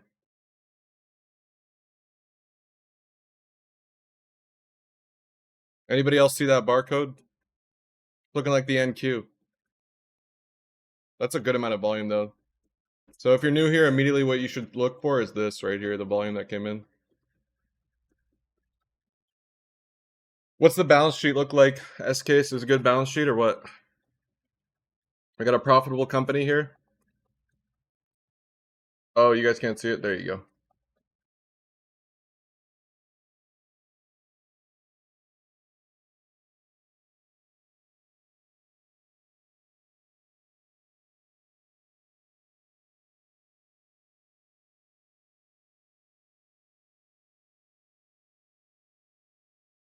Decent last quarter's good revenue growth. So profitable, more assets and liabilities, right? And then what's the company do? What does Vivicor do? Also, what's the market cap on it? Looks like people like to short it. The Latvian gem hunter is going to single-handedly destroy hedge funds by just finding all these short squeezes.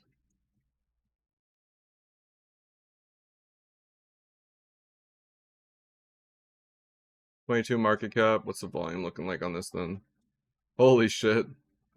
It's a 22 million market cap, but it's had days where it's done 500 million in volume. Oil drilling? I wish... actually, oil could pop up a bit here. I'm still bearish on oil, but it still could pop up a bit.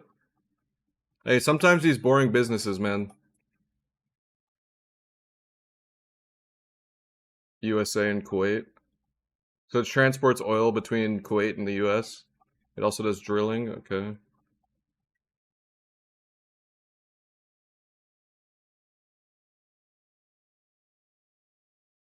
If it holds here, that'd be nice fluidity too. Needs to get back above...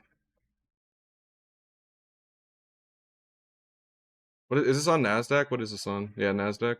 It's at, it needs to get above 1750.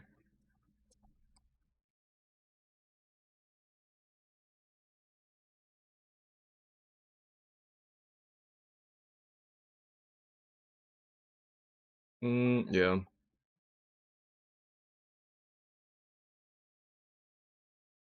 What's the... Do we know what kind of leverage is attached to this bad boy? Or is it just... I guess 22 million market cap, probably not much.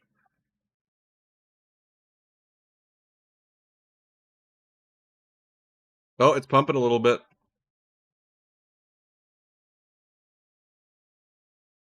Here's chat right here. Look, there chat goes. Do your own research, guys. Not financial advice. This is a shit stock. It's a fucking penny stock. It could dump, alright? I don't want anybody getting mad if this thing dumps. But look at chat. Look at chat right now. This is not me doing it. This is you guys.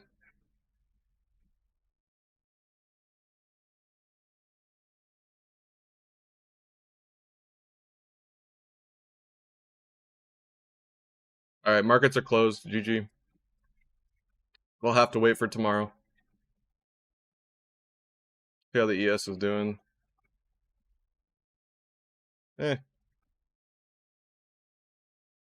Yeah, you guys know that I know you didn't do your own research because you fucking market bought it. That was too quick. That was like 2 minutes or something. You didn't do your own research on that one. You guys just fucking bought it. It's dangerous, chat. It's dangerous. Never just buy something because somebody says to buy it.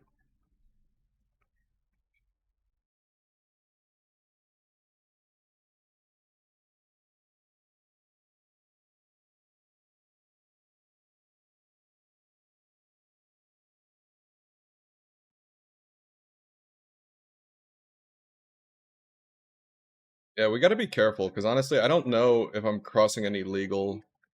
If I'm doing something illegal by even doing that shit. Not financial advice, boys. Not financial advice.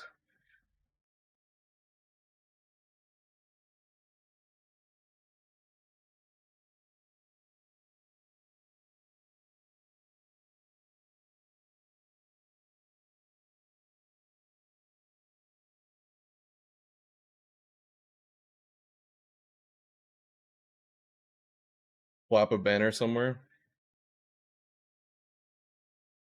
The boys are gonna start pumping these fucking penny stocks, and these hedge funds that are shorting it are gonna be like, "Why the fuck did that just pump? That's supposed to be dumping." Then they're gonna find the stream and blame me.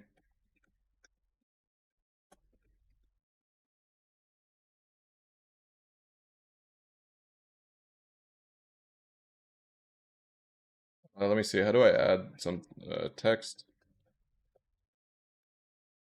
Add a new source.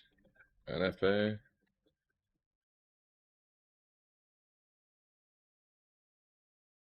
There we go.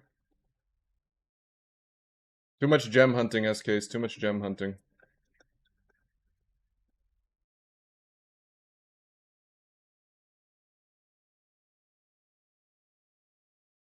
Remember the GME saga? That's the army we're creating in here. Anytime all the hedge funds are shorting the same thing, I'm gonna unleash my retail whales on them and see how they like it. And then when they get margin called, they'll just pump it. Nice graphic. Are you a graphic designer? NFA doesn't have a lot of volume.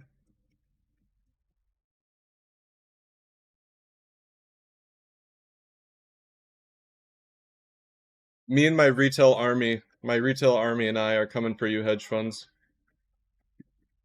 You shorted it too hard. You shorted it down too low. We're gonna give you the old GME pump. We're gonna have Robinhood fucking pause the buying. Robinhood's gonna ban the buying. That's how hard we're gonna fuck you.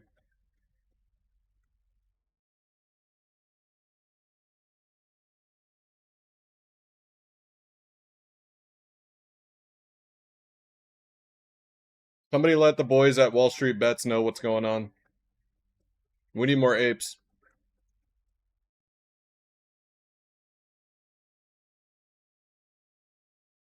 We need some gorillas.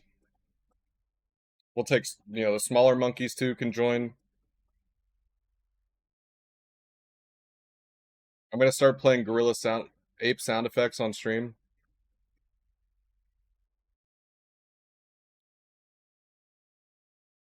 Nasdaq's gonna run out of FDs. Isn't that what happened with Beyond Meat? They almost ran out of short selling. I didn't really keep up with that too much, but it did have a nice little pump, right? Just a little pump. Little pump.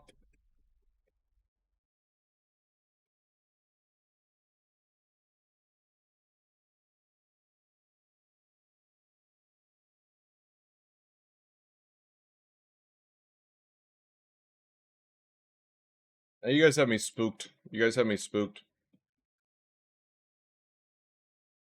I need to make this bigger. There we go. Now we're good.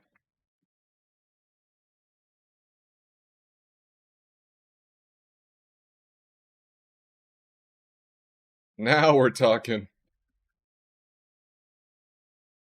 Alright, they're going for the retest arena. Let's see. Any life here, Biddy?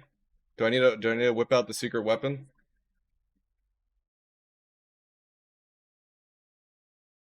Alright, we can do an ETH Gamba. I'm still in Gamba debt, and you guys predicted like what? Did 12 predictions? When I say Gamba debt, what I mean is the chat can use their channel points to start a prediction, and they all did it at the same fucking time. So now I owe a bunch of fucking predictions. 9 left. Jesus Christ. I'm gonna Leo, can you up the cost of it? Can you make it make it like 25k? See if you can make it 25k, Leo. All right, Ethereum prediction is now up. You have 1 minute to enter. It's going to be at the top of your chat right now. There you go.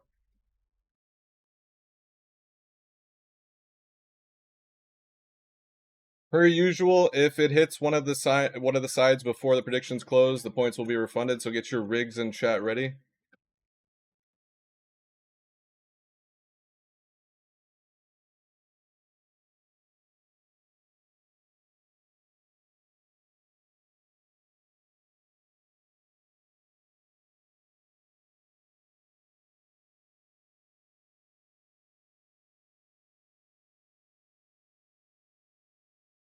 Holy shit, all the points are betting on the bear. You guys are very polarized today on these gambas.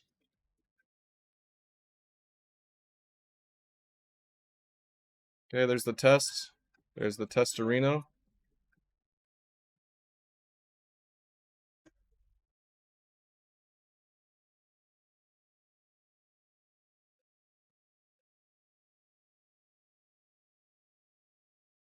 Are there any bottom buyers in the chat? Any buyers of the bottom?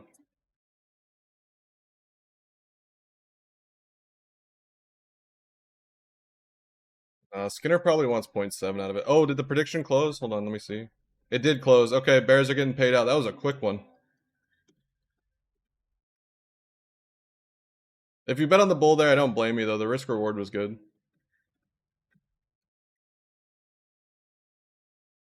All right, bears won that one. Bulls won the first one. Bears won the second one. Make sure you're using risk management even on the prediction. I don't care which mod does it. Just one of the mods needs to change the prediction price. It needs to be like 25k, I think. Too many people are redeeming it.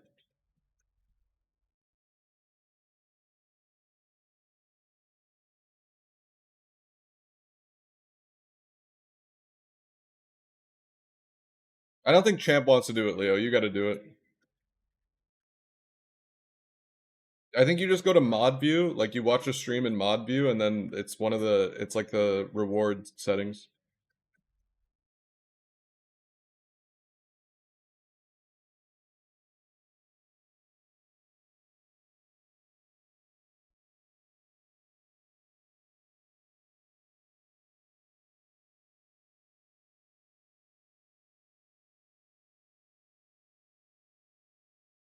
Come on, Biddy.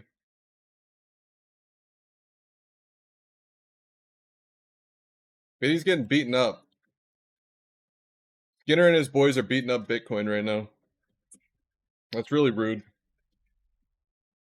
They're getting to the Eagles territory, though. They better be careful.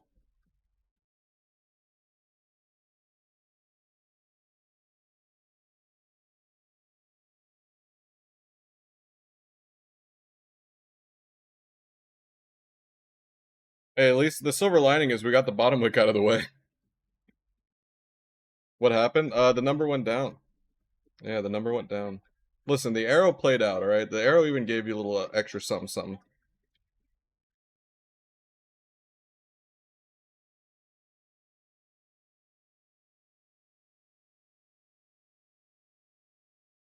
It could be another opportunity here, depending if we see some life, because we're going in for the retest right now again. This is the thick line right here.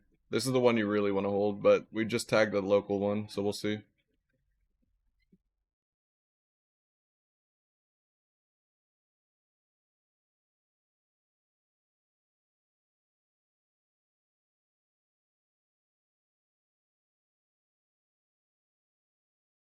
You just got a Facebook ad for Urban Greens? What's Urban Greens? I like that name. That's a good name.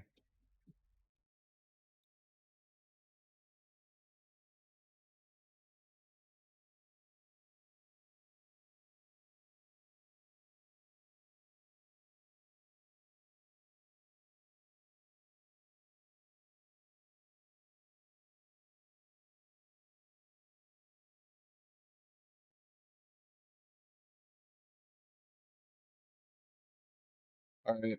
We're getting kind of into the danger zone, so I'm going to whip out, did the stream F? It looks like it's not F'd. You might have to refresh EP if you can even hear me. Any other Fs in the chat, or are we good?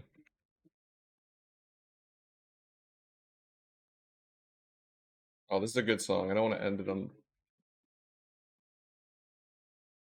Unmute? I am unmuted. Testing, testing, 1, 2.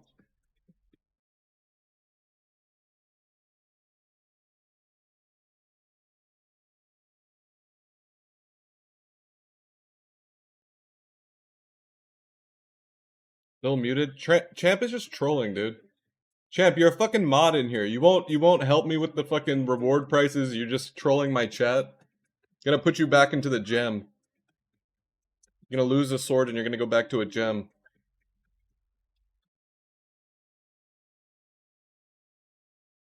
Champ, you gotta make another Twitch account where you troll on. You troll on the other Twitch account. That way I don't know it's you.